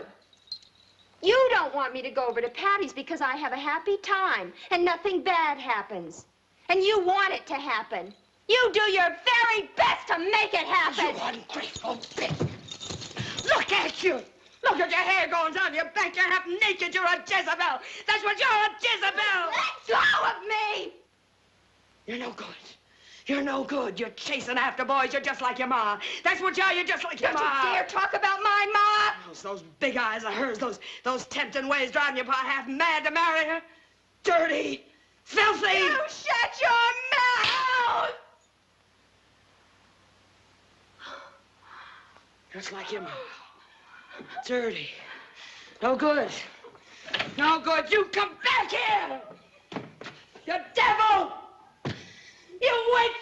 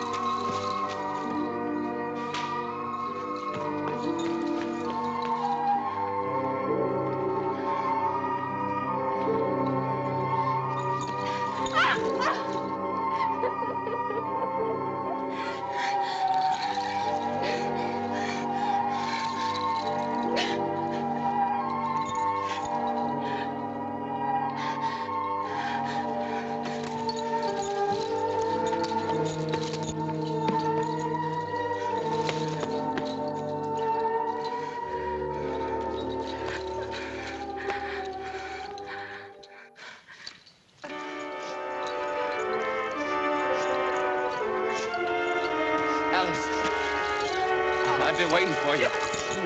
Don't, Timmy, don't! Don't, Timmy!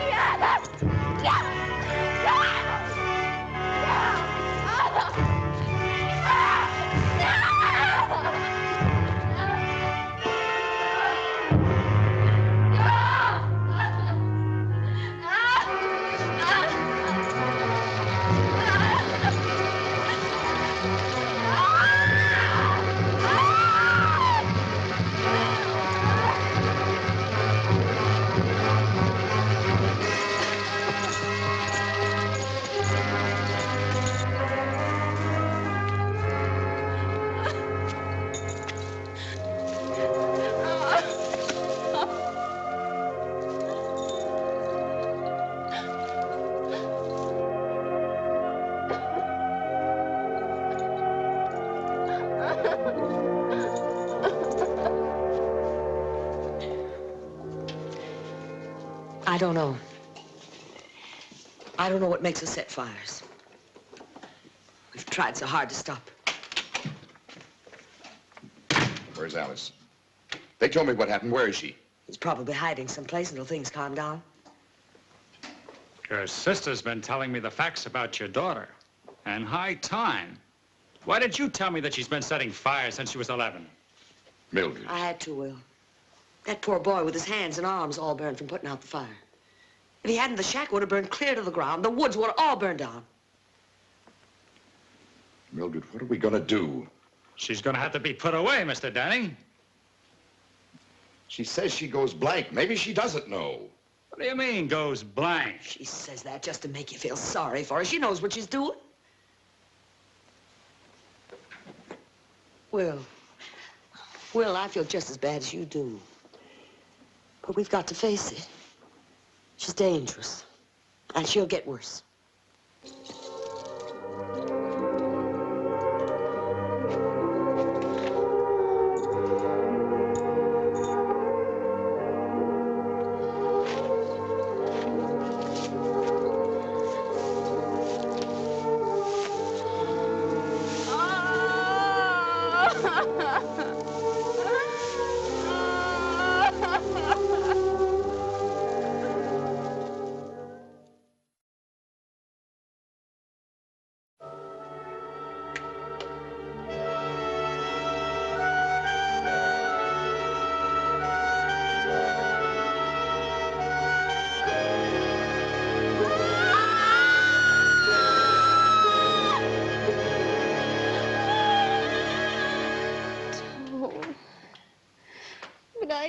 Don't do it on purpose, Aunt Mill. You know I don't. You make it happen. You want it to. Make what happen, Alice? Make what happen? Oh, Aunt Mill. Don't. Don't what, Alice? Don't. Tear up my dress. Don't you dare. What is it, Doctor? She's badly disturbed, badly frightened. About the fire? Something deeper than that. Don't you dare. Don't what, Alice? Don't dare what? Ma's not dirty. Don't you dare. Alice. You call Ma dirty?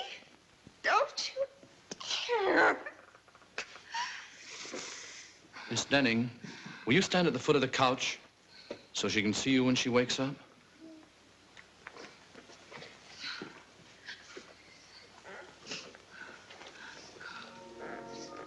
Say something to her. Alice. Wake up, dear. Alice. Alice. Go away. Go away. Alice, sweetheart. It's Aunt Mildred. You said bad things about Ma. Go away. Poor child, she doesn't know what she's saying. You said it on purpose to upset me. Because that's when it happens. And you want it to happen. Don't talk crazy. I won't live here anymore. It's your home. No, not since my Ma left. Not since you came. Shh, Alice. Alice, baby. Shh. No, don't touch me. Alice. Don't touch me. You made it happen again. You made it happen.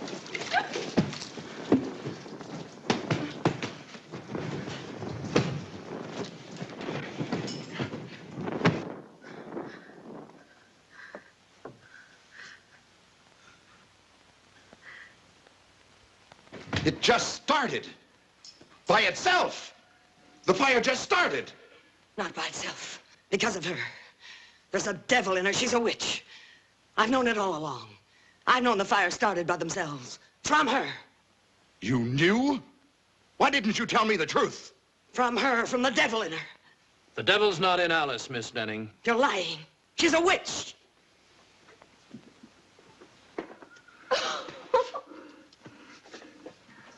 I saw it. I saw it. We all did. What is it? I don't know. I don't know. Nobody really knows. But Alice was not an isolated case. There have been others. The ability to induce spontaneous combustion may be a survival of a power from ancient times. Then it would have been called a miracle of great value. For the worship of fire stems from man's earliest beginnings. Well, at least that's a theory.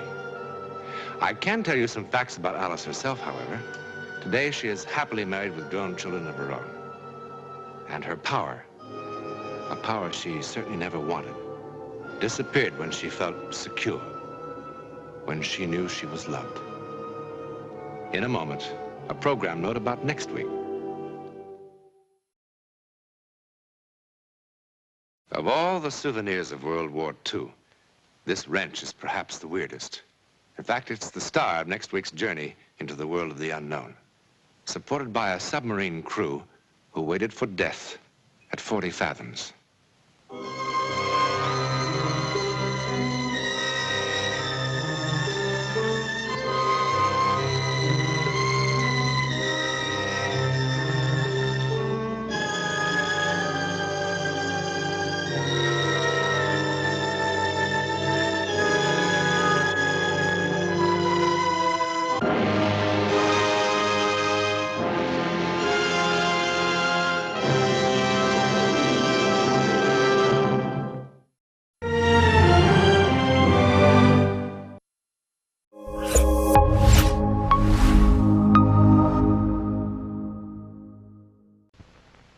The amazing drama you're about to see is a matter of human record. You may believe it or not, but the real people who lived this story, they believe it. They know. They took that one step beyond.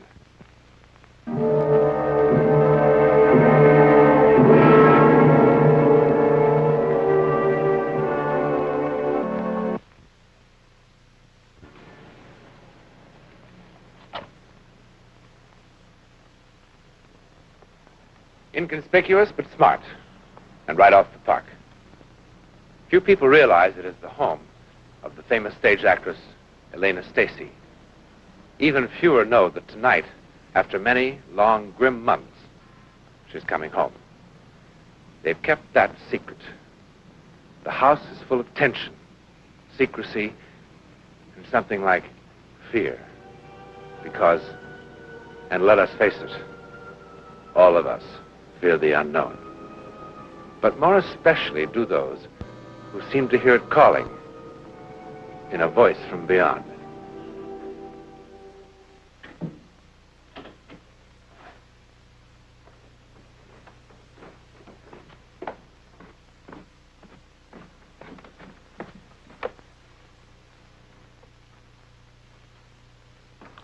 Did you want something, Mrs. Marple?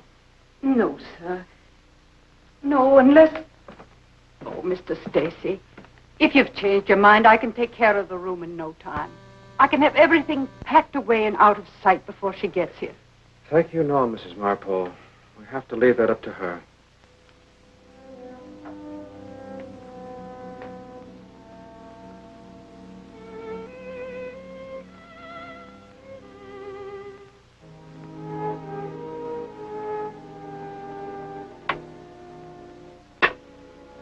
Poor thing. Poor thing.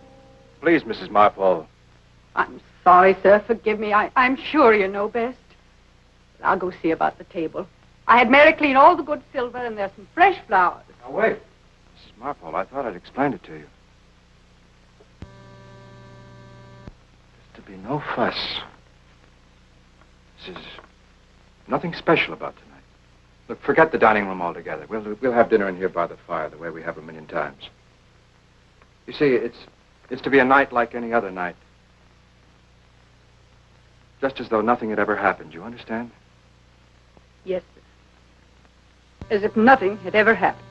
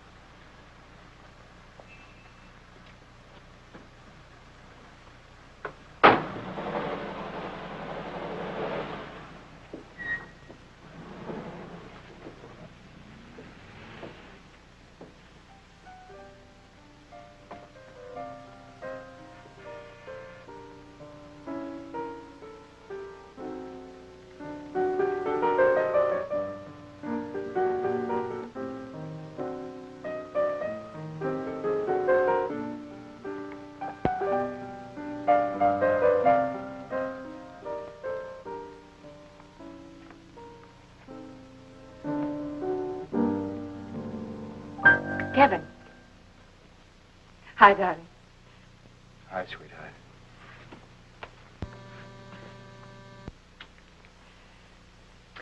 Lovely out.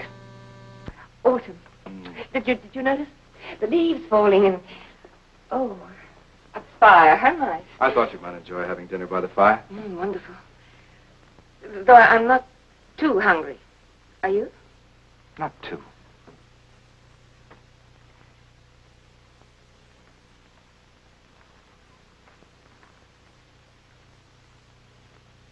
Do you think I haven't changed, have I? You'll always be beautiful. Everyone changes. Ages. I've been thinking of having my hair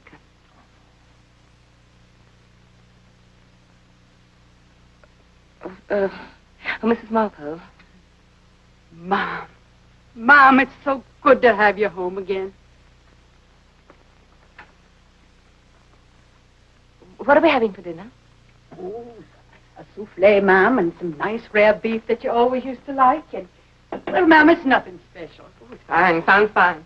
And I see you've arranged to put us in here. Yes, ma'am. I'll do that, Miss Marple.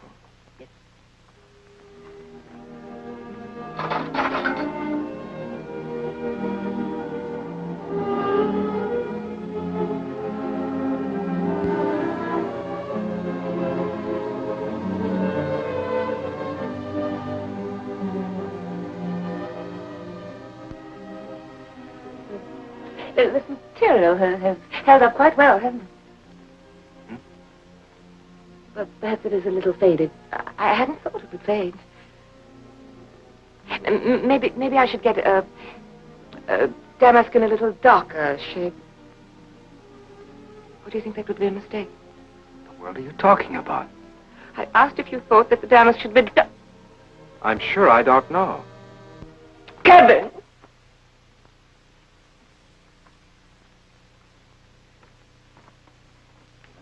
Doing. It couldn't matter less to me what curtains, what material. This just won't work, this insane little game we're playing. What game? I'm sorry. All right, Elena. I said insane game. It's just a phrase, but you know what I meant.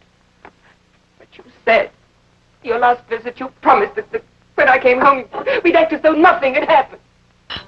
I was a fool. Your doctor would be the first to agree. Don't you see why it won't work? Because it is an act. Because we're two strangers trying to pretend that nothing has happened. That there's been no tragedy, no loss. There's nothing for us to forget.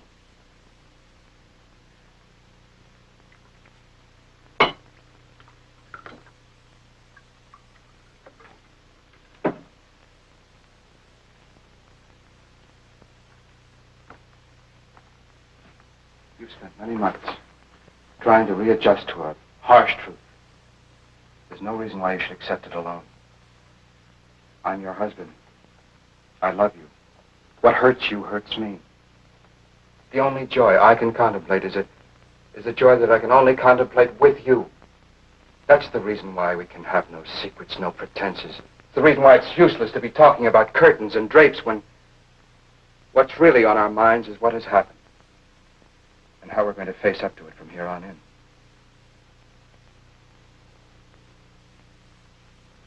You're right, Kevin. Excuse me. Oh, that's quite all right. Mrs. Marvel, go right ahead. I'm going upstairs. Change. You do that.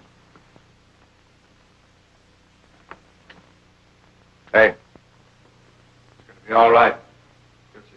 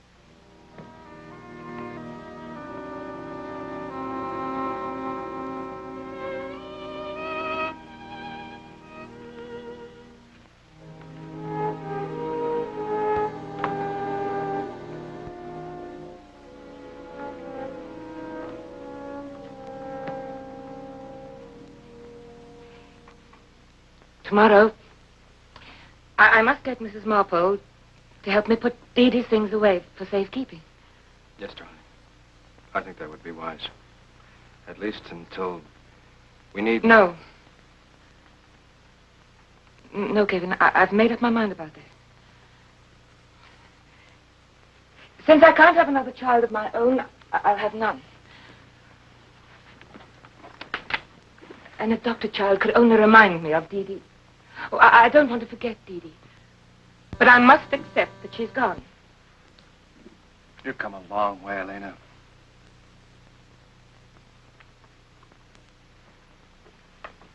I am better. Aren't I? Yes, my darling. Yes. And this world of unreality I was living in, because I wanted it to be true that Dee Dee didn't really die, that the truck which struck her down that rainy night was only a nightmare. That delusion won't come back, will it? It won't haunt me anymore. No, Elena. No more. Oh, I've missed you so. Darling, I've missed you too. Tonight, we celebrate. I've got the biggest bottle of champagne you've ever seen on ice. You're home again. I'll be right back.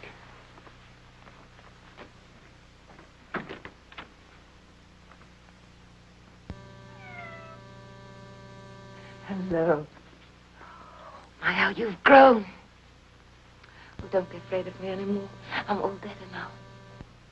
I don't hate you anymore. I know it wasn't your fault she ran out into the street. Poor Sam. You've missed her too, haven't you?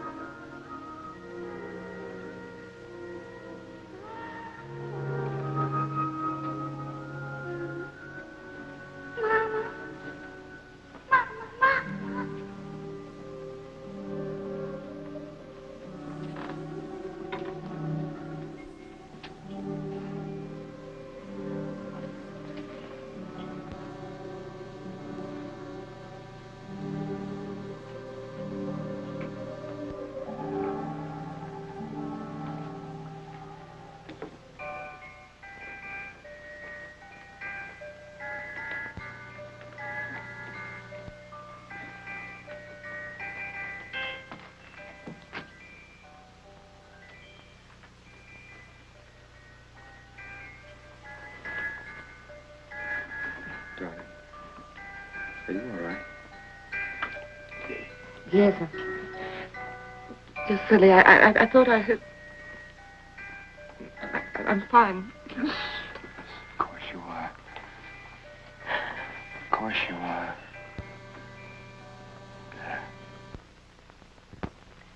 Alas, why know you so your nether lip? Some bloody passion shakes your very frame. These are portents, but yet I hope they do not point on me. And then Othello says, peace and be still. And then I say, I will so. Alas, why know you so your nether lip? Some bloody passion shakes your very frame. These are portents, but yet I hope they do not point on me.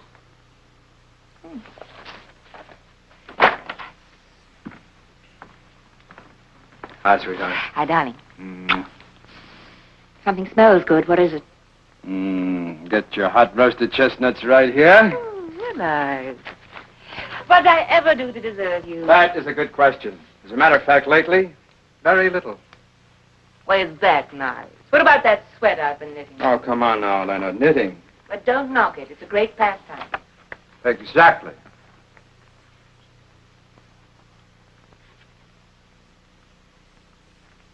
Please, Kevin, don't ask me again. I can't do it, really, I can't. Why can't you? You're absolutely brilliant in the part at Stratford. No one's forgotten you yet. That was years ago. Before Dee Dee. You know very well you watch the mail like a hawk, waiting for a good play. Any play? Any play except the play I'm doing. You know very well why I've put off casting. I know why, and it isn't because you can't find a dozen other actresses better suited. I don't want a dozen other actresses. You'll be marvelous. No, something else will turn up. I couldn't do it to you. Your whole future's wrapped up in this production. I can't let your pity for me... Pity?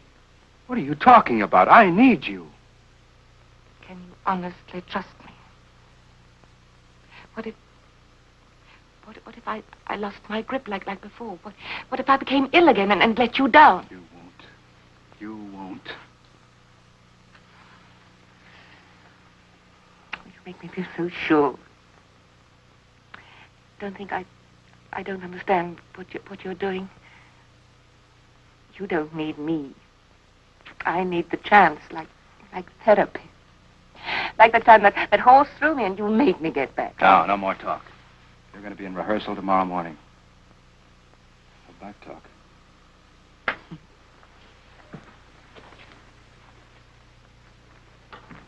Where are you going? I'm going to release it to the press. They're waiting on the doorstep. Practically.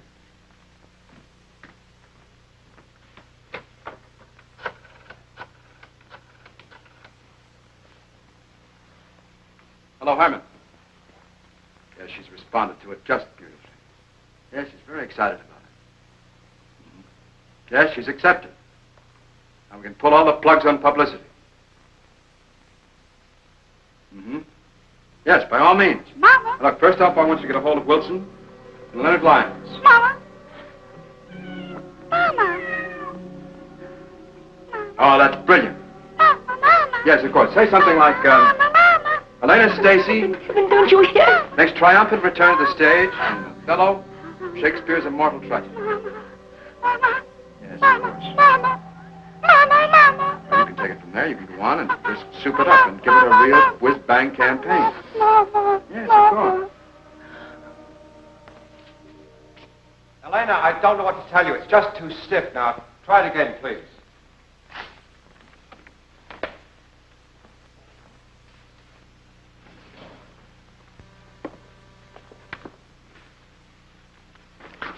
Why, sweet Othello? Devil. I have not deserved this. Oh, devil, devil. If that the earth could teem with women's tears, each drop she falls would prove a crocodile. Out of my sight. I will not stay to offend you.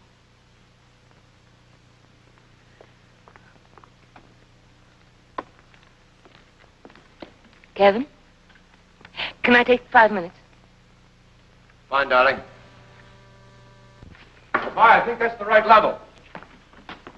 The way we discussed it at lunch, I think it's proof that we've really got something. All right.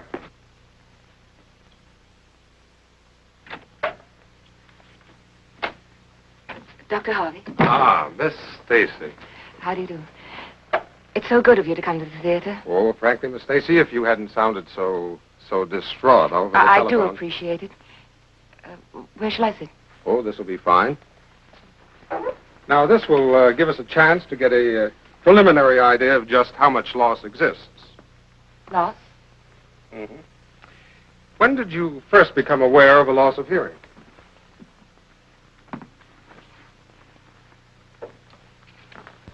Well, Doctor, I don't really have any trouble hearing.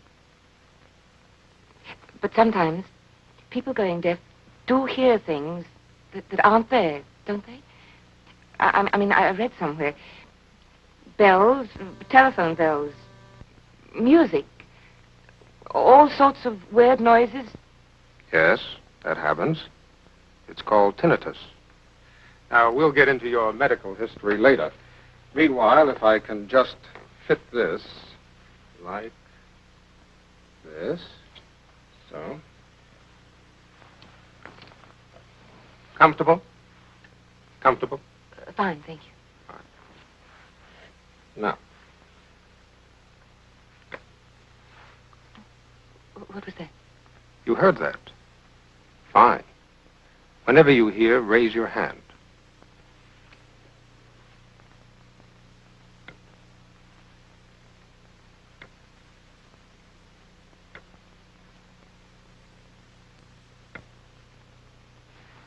I didn't hear anything.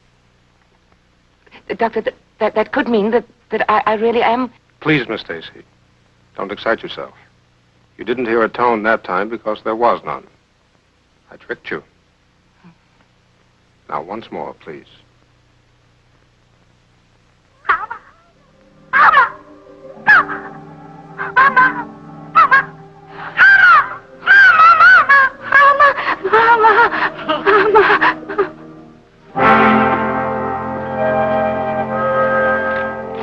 We'll see them on stage in 5 minutes. Elena? What's the matter with her? What's going on here? Who are you? Dr. John Harvey, there's nothing to be alarmed about. The young lady simply has a lively imagination. She imagined she might be going deaf. But, as a matter of fact, after preliminary examination, I'd say her hearing is perfectly normal. Deaf? Ear doctor? What the devil are you doing with an ear doctor?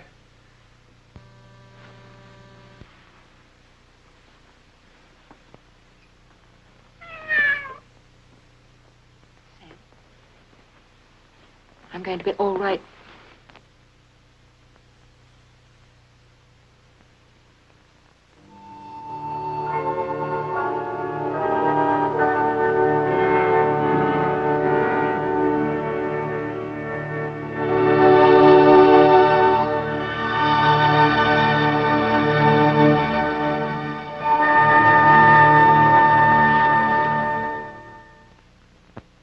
Till she come, as truly as to heaven, I do confess the vices of my blood.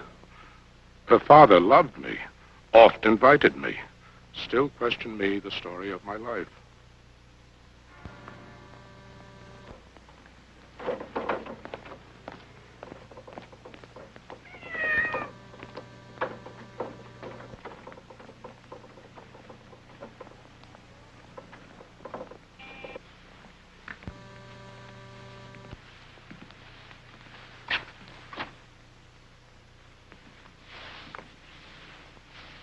My noble father, I do perceive here a divided duty. To you, I am bound for life and education. My life and education both to learn me how to respect you. You are the lord of duty. I am hitherto your daughter. But here's my husband. And so much duty as my mother showed to you, preferring you before her father. So much I challenge that I may profess due to the more, my lord.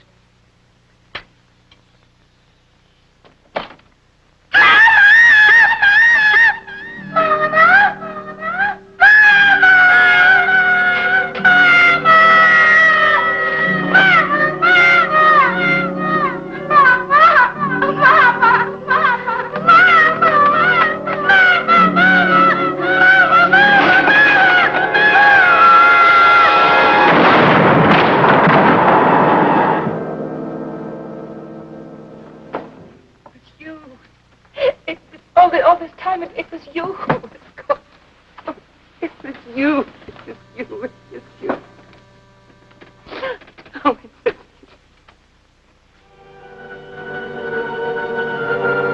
The miraculous appearance of that little girl not only saved Elena Stacy's life, it saved her sanity.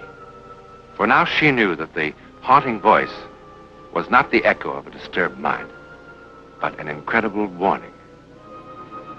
Even more comforting is the thought that possibly one living child was the courier for another child of beloved memory.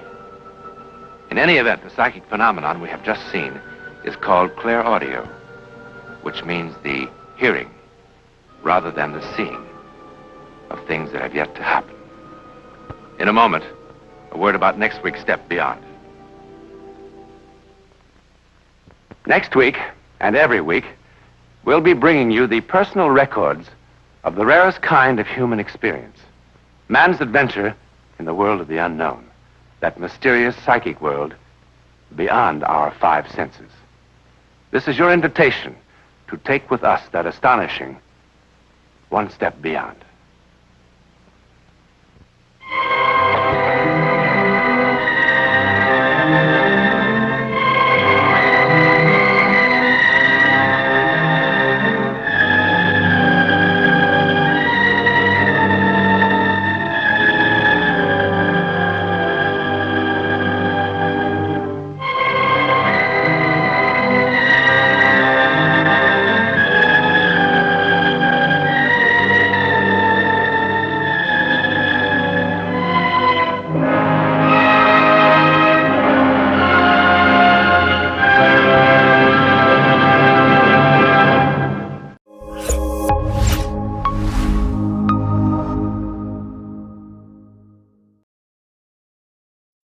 Have you ever had the feeling that you knew what someone was going to say just before he said it? Or have you ever walked into a strange room and had the sensation that you'd been there before? Well, if you have, you've taken a small step beyond. Now watch a giant step.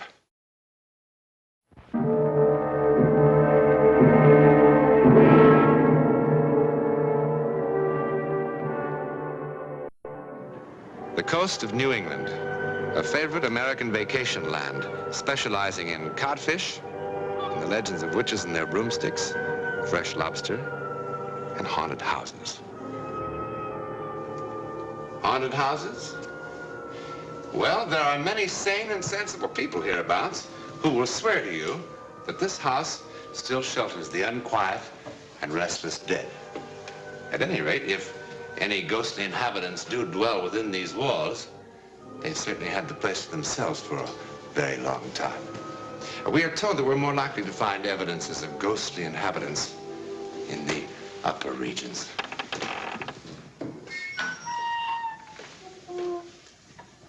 Well, all old houses creak and groan, aren't they?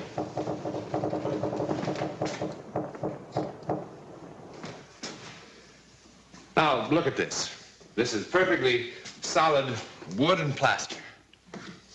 If there's anything more to it than this, we'll have to look further. The attic is a likely place to begin. No inanimate object can have a personality, we are told. But we forget. For example, we look at a house, we say that it's cheerful, melancholy, gloomy.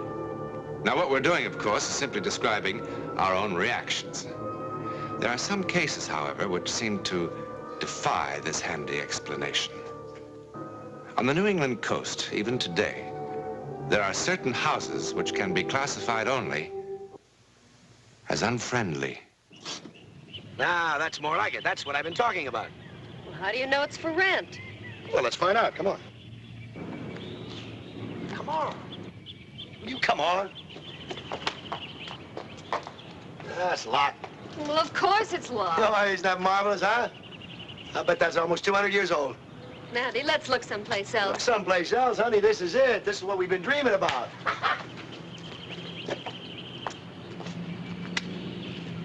Yeah, I can't see a thing. Honey, let's go. Let's go. Let's go in. Andy, you'll get us arrested. Oh, don't be ridiculous.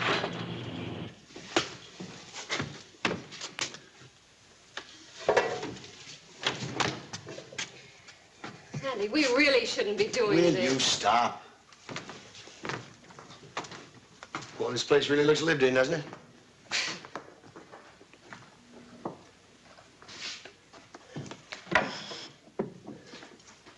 Now, what is that? Andy, let's go. Wait a minute, wait a minute. Will you look at those columns?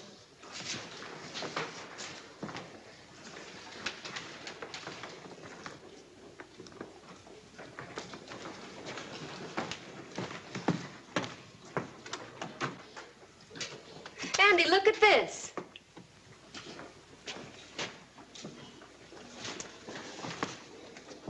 Captain Michael Clausen, 1860 to 1902.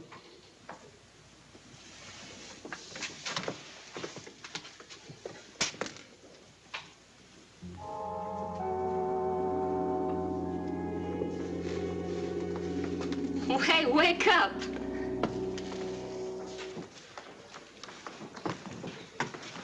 Oh, this is really something, isn't it? You like it very much, don't you? Like it? I love it. Don't you? Well, of course. All right, then let's take it, huh?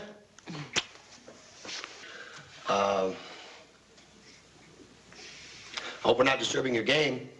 Well, you are. Look, we're interested in renting a house. Do you handle that sort of thing? Do and I don't. What's that supposed to mean? They do when there's houses to rent and don't when they ain't. Right now, they ain't. What about that two-story job on Cape Ann Road?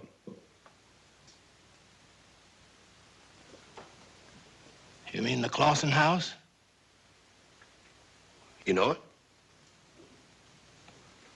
Yeah, I know it. Well, the place is empty. We thought it might be for rent. I wouldn't fool with it. Why not? It's an unfriendly house, ma'am. It don't like people. But it is for rent. Yeah. How much?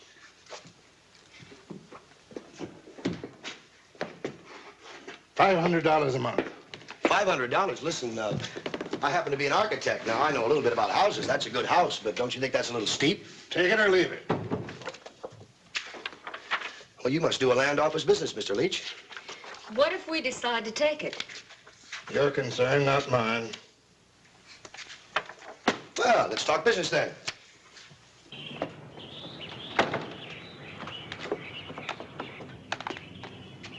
You don't go to house. What? Don't go to house. Bad.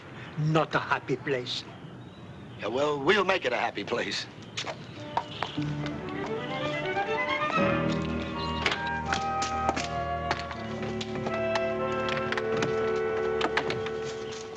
Oh.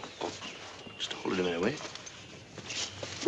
Oh, don't be silly, Andy. We've been married 6 years. Yeah, never really been alone yet. Now, isn't that why we came here? Hmm? Come on.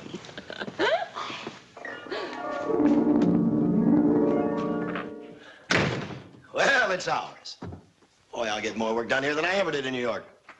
Hold it. Wait a minute. Don't ruin it. Let's do it right, top to bottom.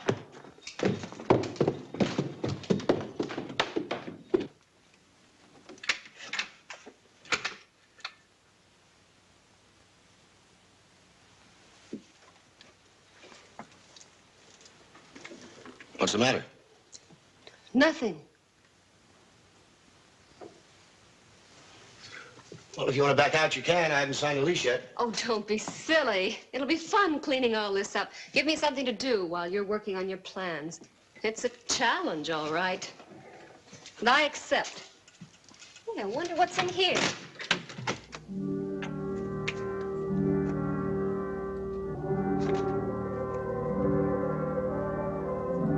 Get away.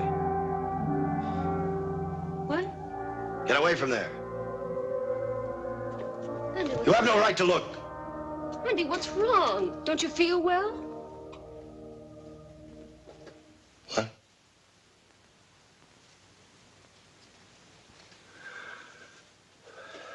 I don't know. I feel kind of strange, maybe. Maybe it's the sea air. Why'd you get so upset about the trunk? I was just going to look inside. The what? Honey, maybe you're right. Maybe we shouldn't rent this place after all.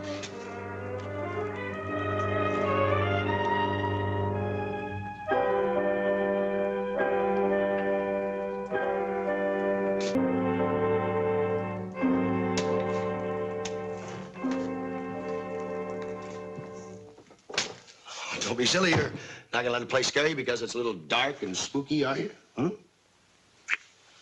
There, that's better. I'll go downstairs, see if I can find a lamp.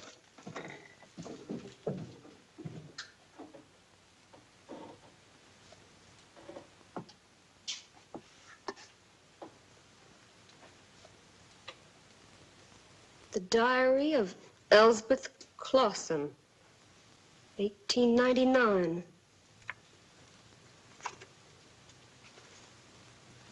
March 5, 1899. Michael went hunting again today.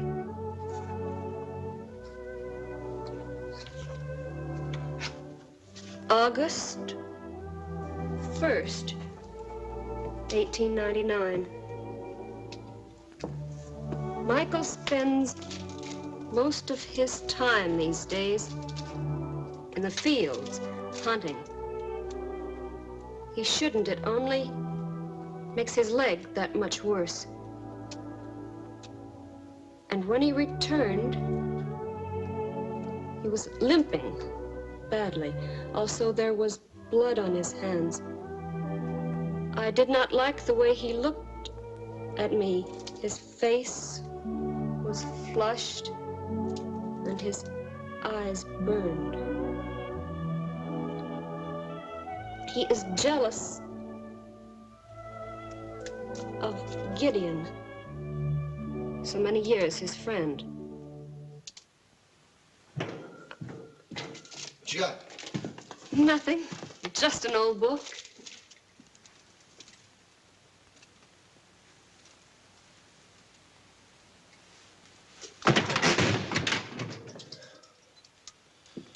Forget it. Come on. Let's take a look at the rest of the place.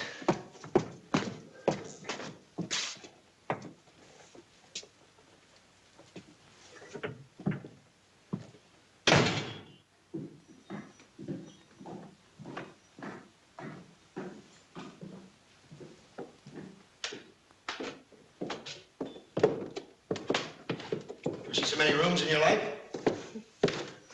What are we going to do with all this bed? What's the matter?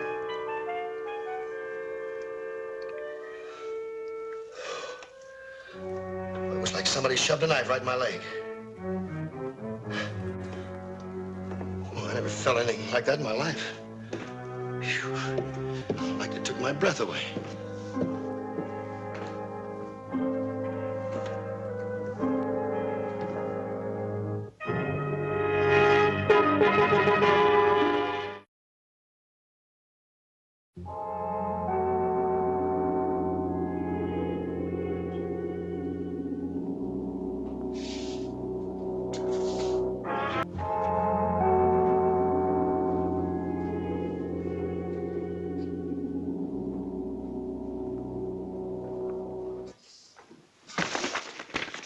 Breakfast and lunch.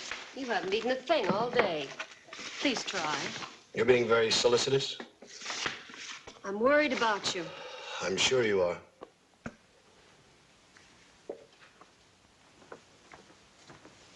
Wait a minute.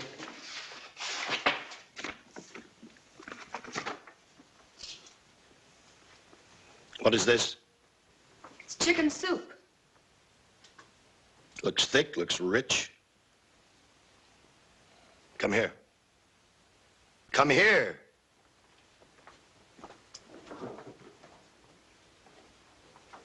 Isn't it strange that a man can thrive for years on rum and biscuits and then grow weak and sickly on his wife's cooking? Isn't that strange? Everything you say is strange. I don't know what you're talking about. No, of course not. Aren't you going to eat? It's a different food I need. What do you mean? Nothing. Take it away. I'm not hungry. I wish you wouldn't do that. Do what? Drink the way you've been doing lately.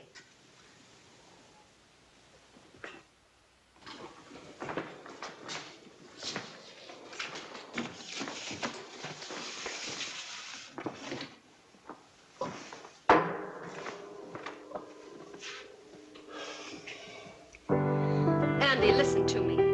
I don't know why. Maybe it's my fault, but something's terribly wrong with us. We came here to be together, and we've never been so far apart. Never.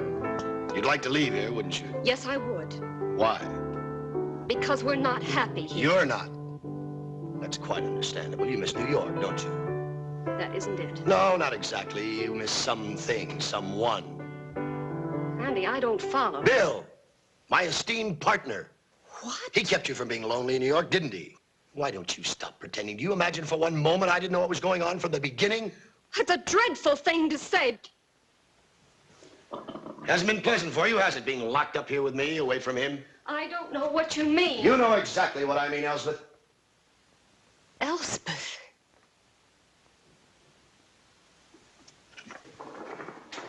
You called me Elspeth. What are you talking about? Oh, Andy, I'm so frightened. I'm so frightened. Let's pack up and get out of here right now.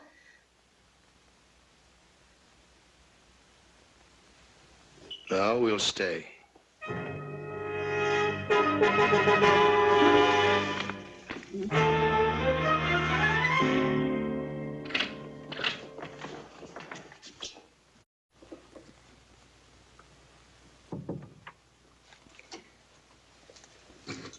Mr. Leach? Yes, ma'am. I'm Ellen Courtney. We rented a house from you several months ago. Yes, ma'am. I remember. What can I do for you? Well, I'm not sure. May I sit down, please? Well, of course, of course. Right here.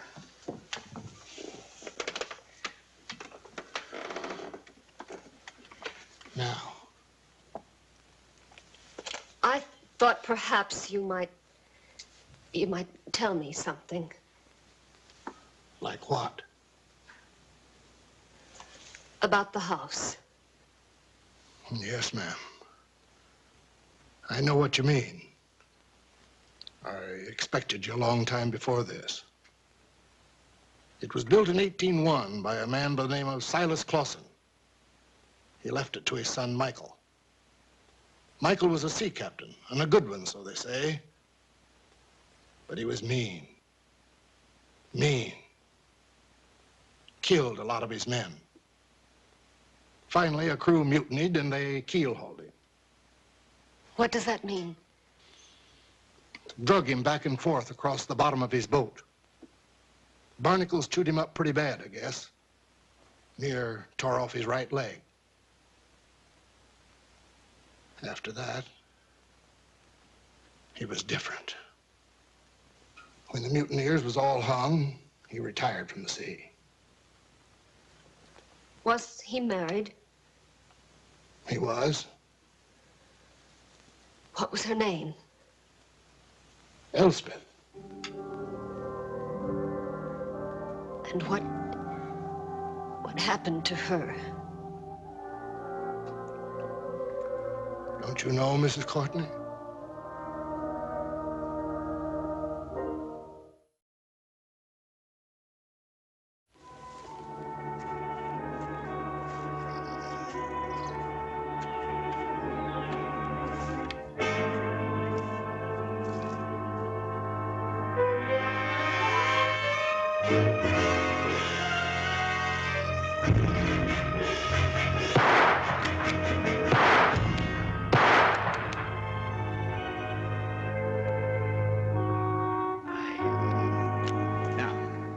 Where's the master?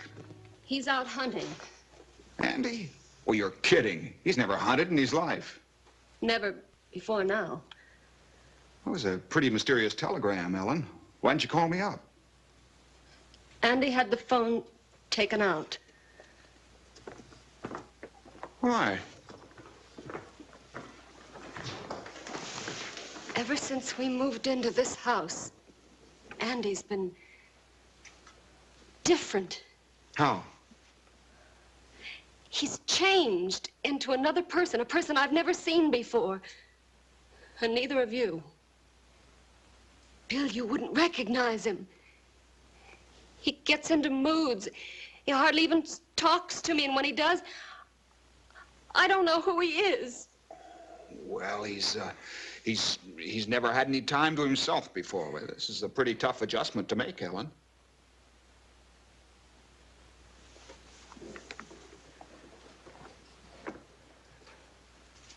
Look. He sits at this board all day long and draws things.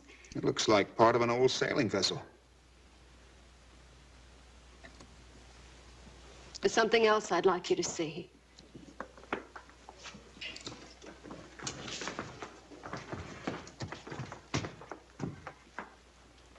Andy. How are you? Ellen told me you were out slaughtering the local wildlife. I couldn't believe it. Well, there are no letters. I tried to call you. I had a feeling you were trying to keep something from me. You don't like me to keep things from you, do you? Well, it all depends. You came here for a reason? Get to the point. All right. I'm kind of swamped at the office, and I thought maybe you might want to help. Help yourself, Gideon. You always have. Gideon?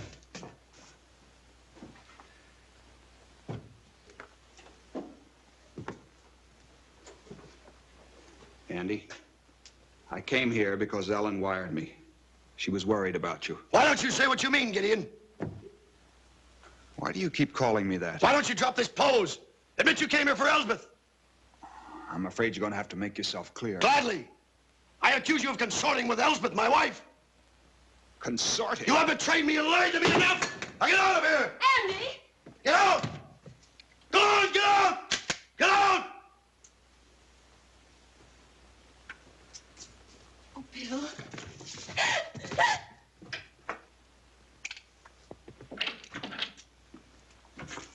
I should have killed you both. Andy, you're sick. Yes, I'm sick of your deceits and your lies.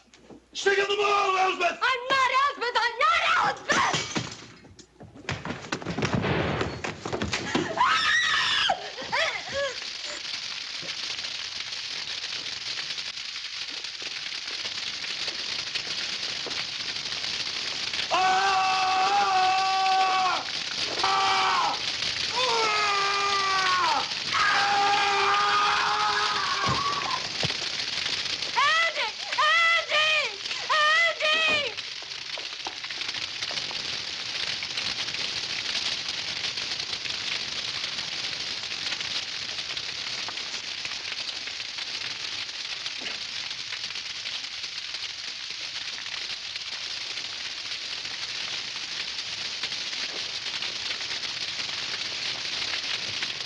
Don't turn him over. Don't look at his face.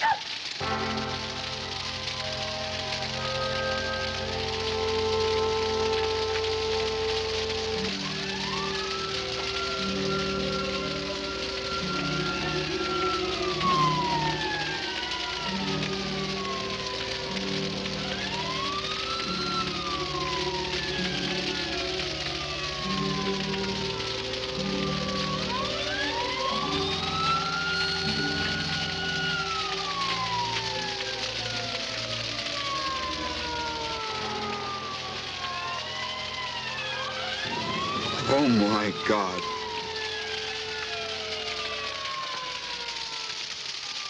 What's wrong?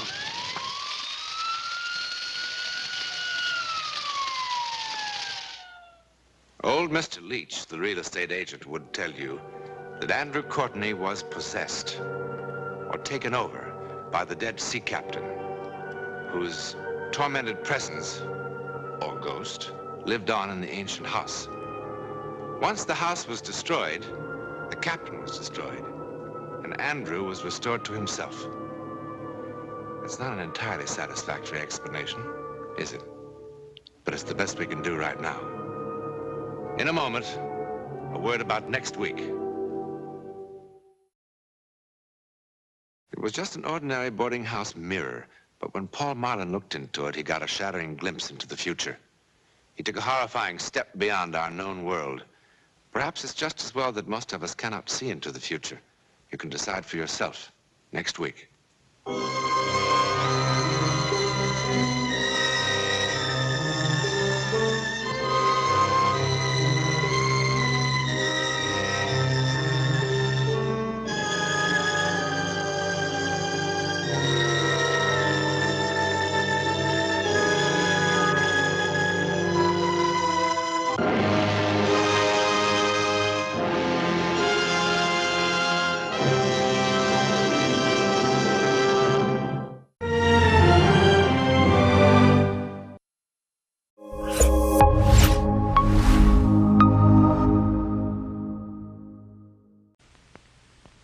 Is the story you're about to see true?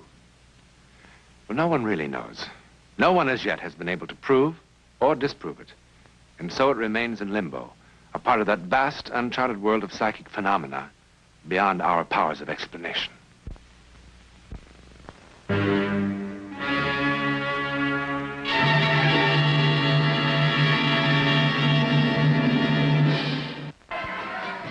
Laughter is an international language, and the clown, the prince of laughter.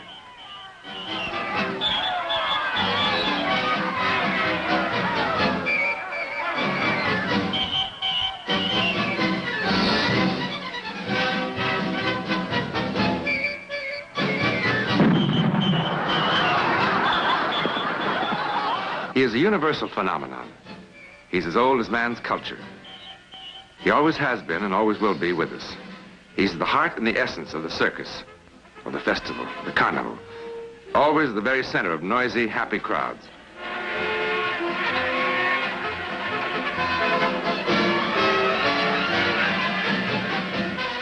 It's the same everywhere. China, Russia, Germany, Italy, America. But where does the gaiety disappear to when the festival is over? The circus ended, the carnival closed for the night. What happens to the droll man in the ridiculous costume?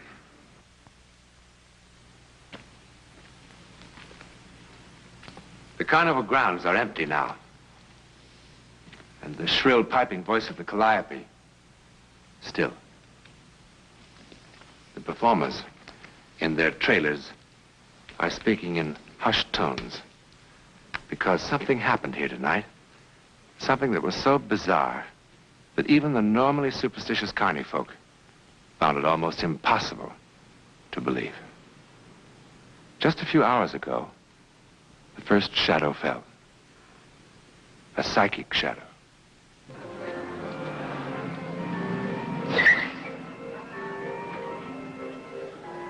Here, carnival!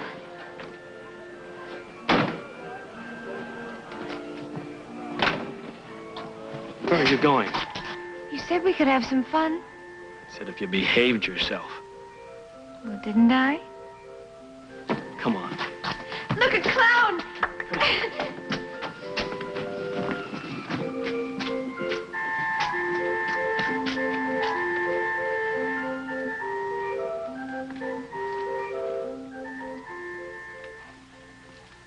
Look, a clown. A putty nose and a grease paint smile. The man inside the clown? Anonymous. X. But that doesn't matter because usually the only function of the clown is to make us laugh.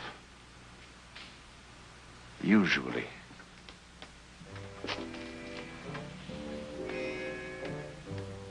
Double rye. Now, let me see. What am I going to have? Now, you ain't gonna have anything, little girl, till I see some sort of identification. I'm a married woman. Well, I'm his wife. Look. And of age. Well, sorry, but that's the rule. Don't you worry. We all make mistakes. Anyways, I just want a pup. Sure.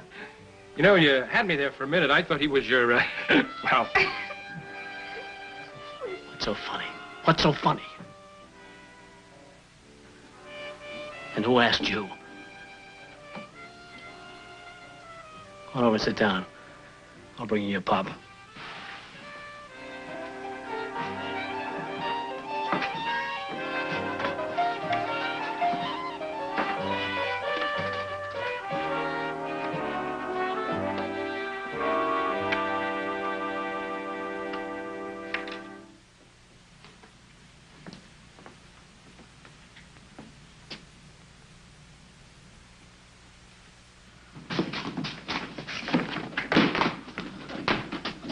What do you know?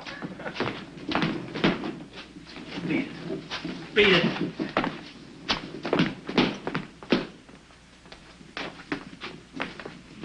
On your bed one.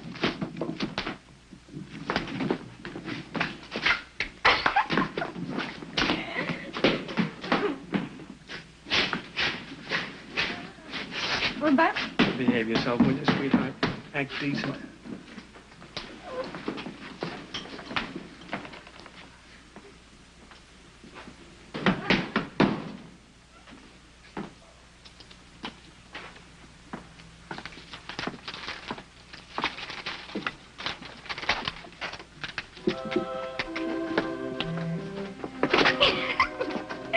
Hi. What's the matter? Cat got your tongue clowny, dear?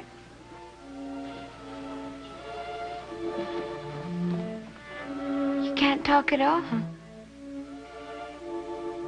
Oh, gee, I'm sorry. What do they call that, a mute? Well, listen, it's not as bad as all that. Honey, you've got a smile that makes up for 1,000 words. A million, in fact.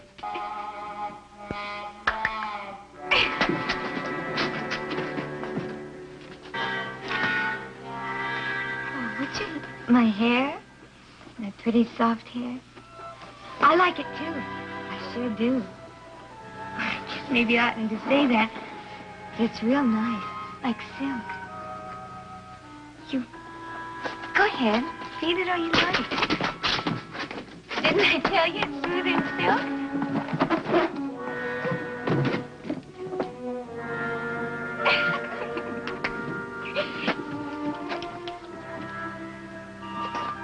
Must be sweet to have someone like you around.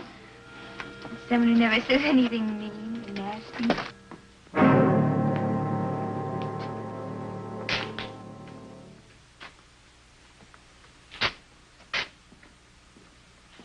You're real sweet. I like you. I sure do. Like anything. I can't leave you alone. I can't trust you for a minute anymore. After the talking, I double ride. Just a nice guy. A nice guy. Oh, he's just a sweet Right clown. along, just as long as it's a Like man. my hair, that's all. You like it, it's soft. Will you leave me alone? Will you get out of here and leave my wife's hair alone? It's just sweet. Yeah, he's just sweet like all the others, He isn't likes he? my hair, He's real honey. sweet. He's a nice clown. He likes your hair. It's lovely hair, isn't it? Nice. It really is lovely hair. There, you like her hair? Well, here. Oh, here. You can have it. Now, feel it all you want.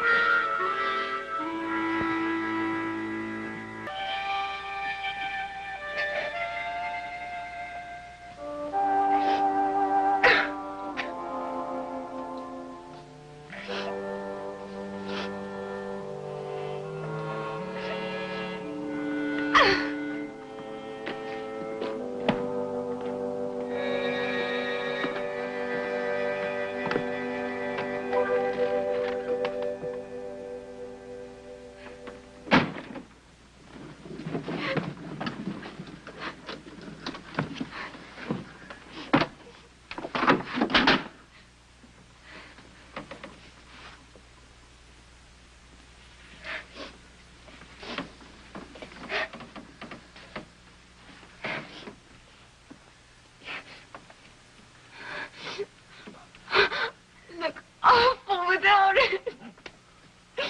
Awful.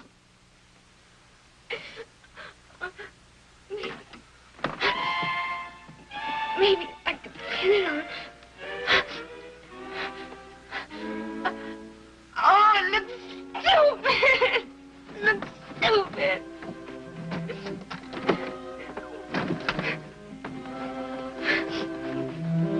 Elastic band. Maybe.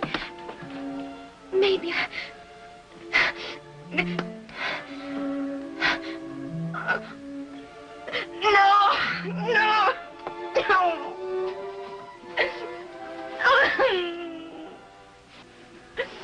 My pretty hair.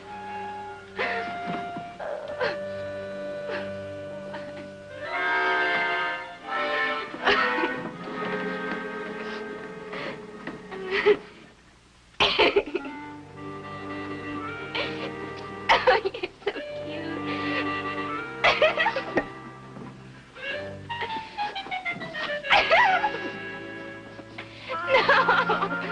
No.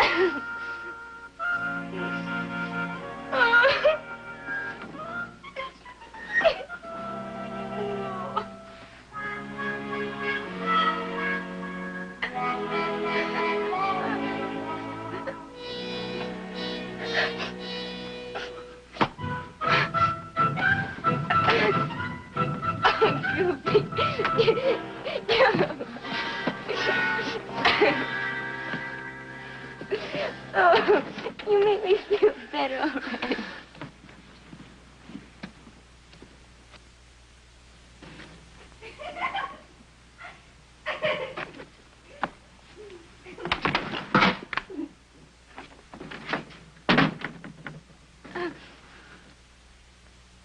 You dirty cheap.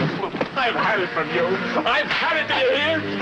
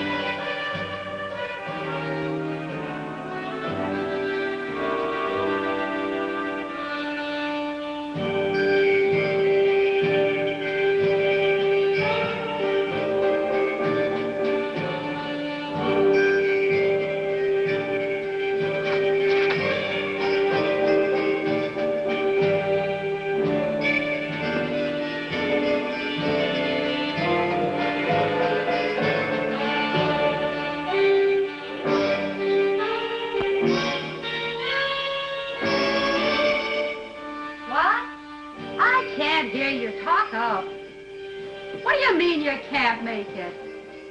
Well, what am I supposed to do? Bust out crying or something? Oh, go fly a kite.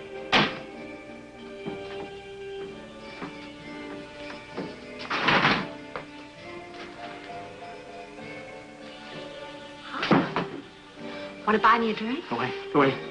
Come on now, is that a way to talk? Leave me alone.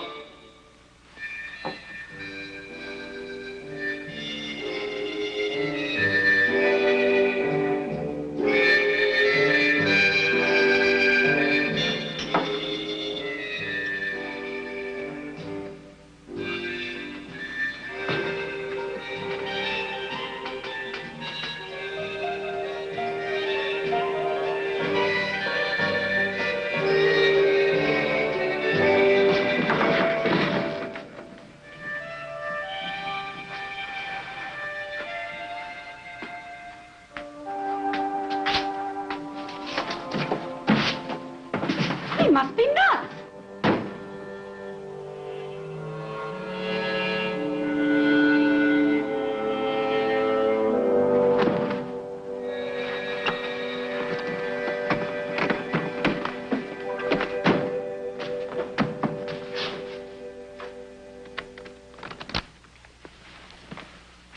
Nobody opens that door till the police get here. But Buck said he saw the Buck whole was thing. shooting off his mouth. Yeah, but I caught him red-handed, I tell you. I saw him with my own eyes. I don't care what you saw. Pippo couldn't do a thing like that. Anybody knows Pippo wouldn't hurt a fly. He's big, he's dumb maybe, but I saw him. He could talk for himself. When the police get here, he can write down what happened. Oh, that poor innocent girl. Stabbed with them wicked scissors of his. I always knew there was something wrong with that Pippo. You mind your own business. All right, back to work. Let's break it up. Come on.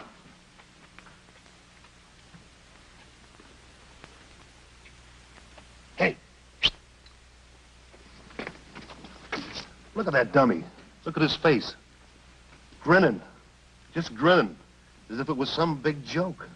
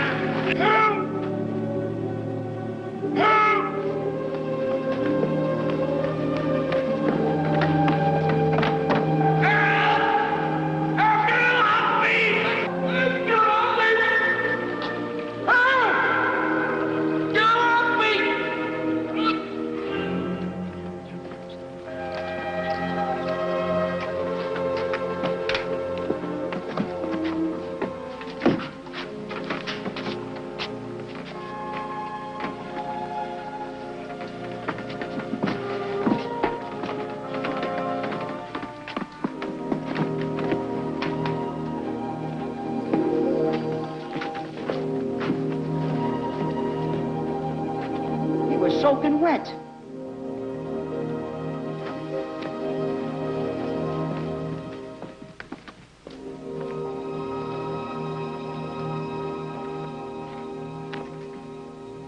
Look. A clown. Pippo. The clown. Yes, usually his only function is to make us laugh. It is certainly not to disturb the secure curtain of reality, which hides from our eyes what? And if it makes you more comfortable to consider all that has happened merely an illusion, well then, by all means, you be comfortable. But the definition of illusion is that which is unreal. Now, the clown was soaking wet, wasn't he? Now, that's reality. And the clown never left this trailer, and that's reality. And the prison cell in which Tom Reagan will spend so many years, that is most certainly reality. But, as I said, be comfortable. In a moment, something about next week. Next week, and every week, we'll be bringing you the personal records of the rarest kind of human experience. Man's adventure in the world of the unknown, that mysterious psychic world beyond our five senses. This is your invitation to take with us that astonishing one step beyond.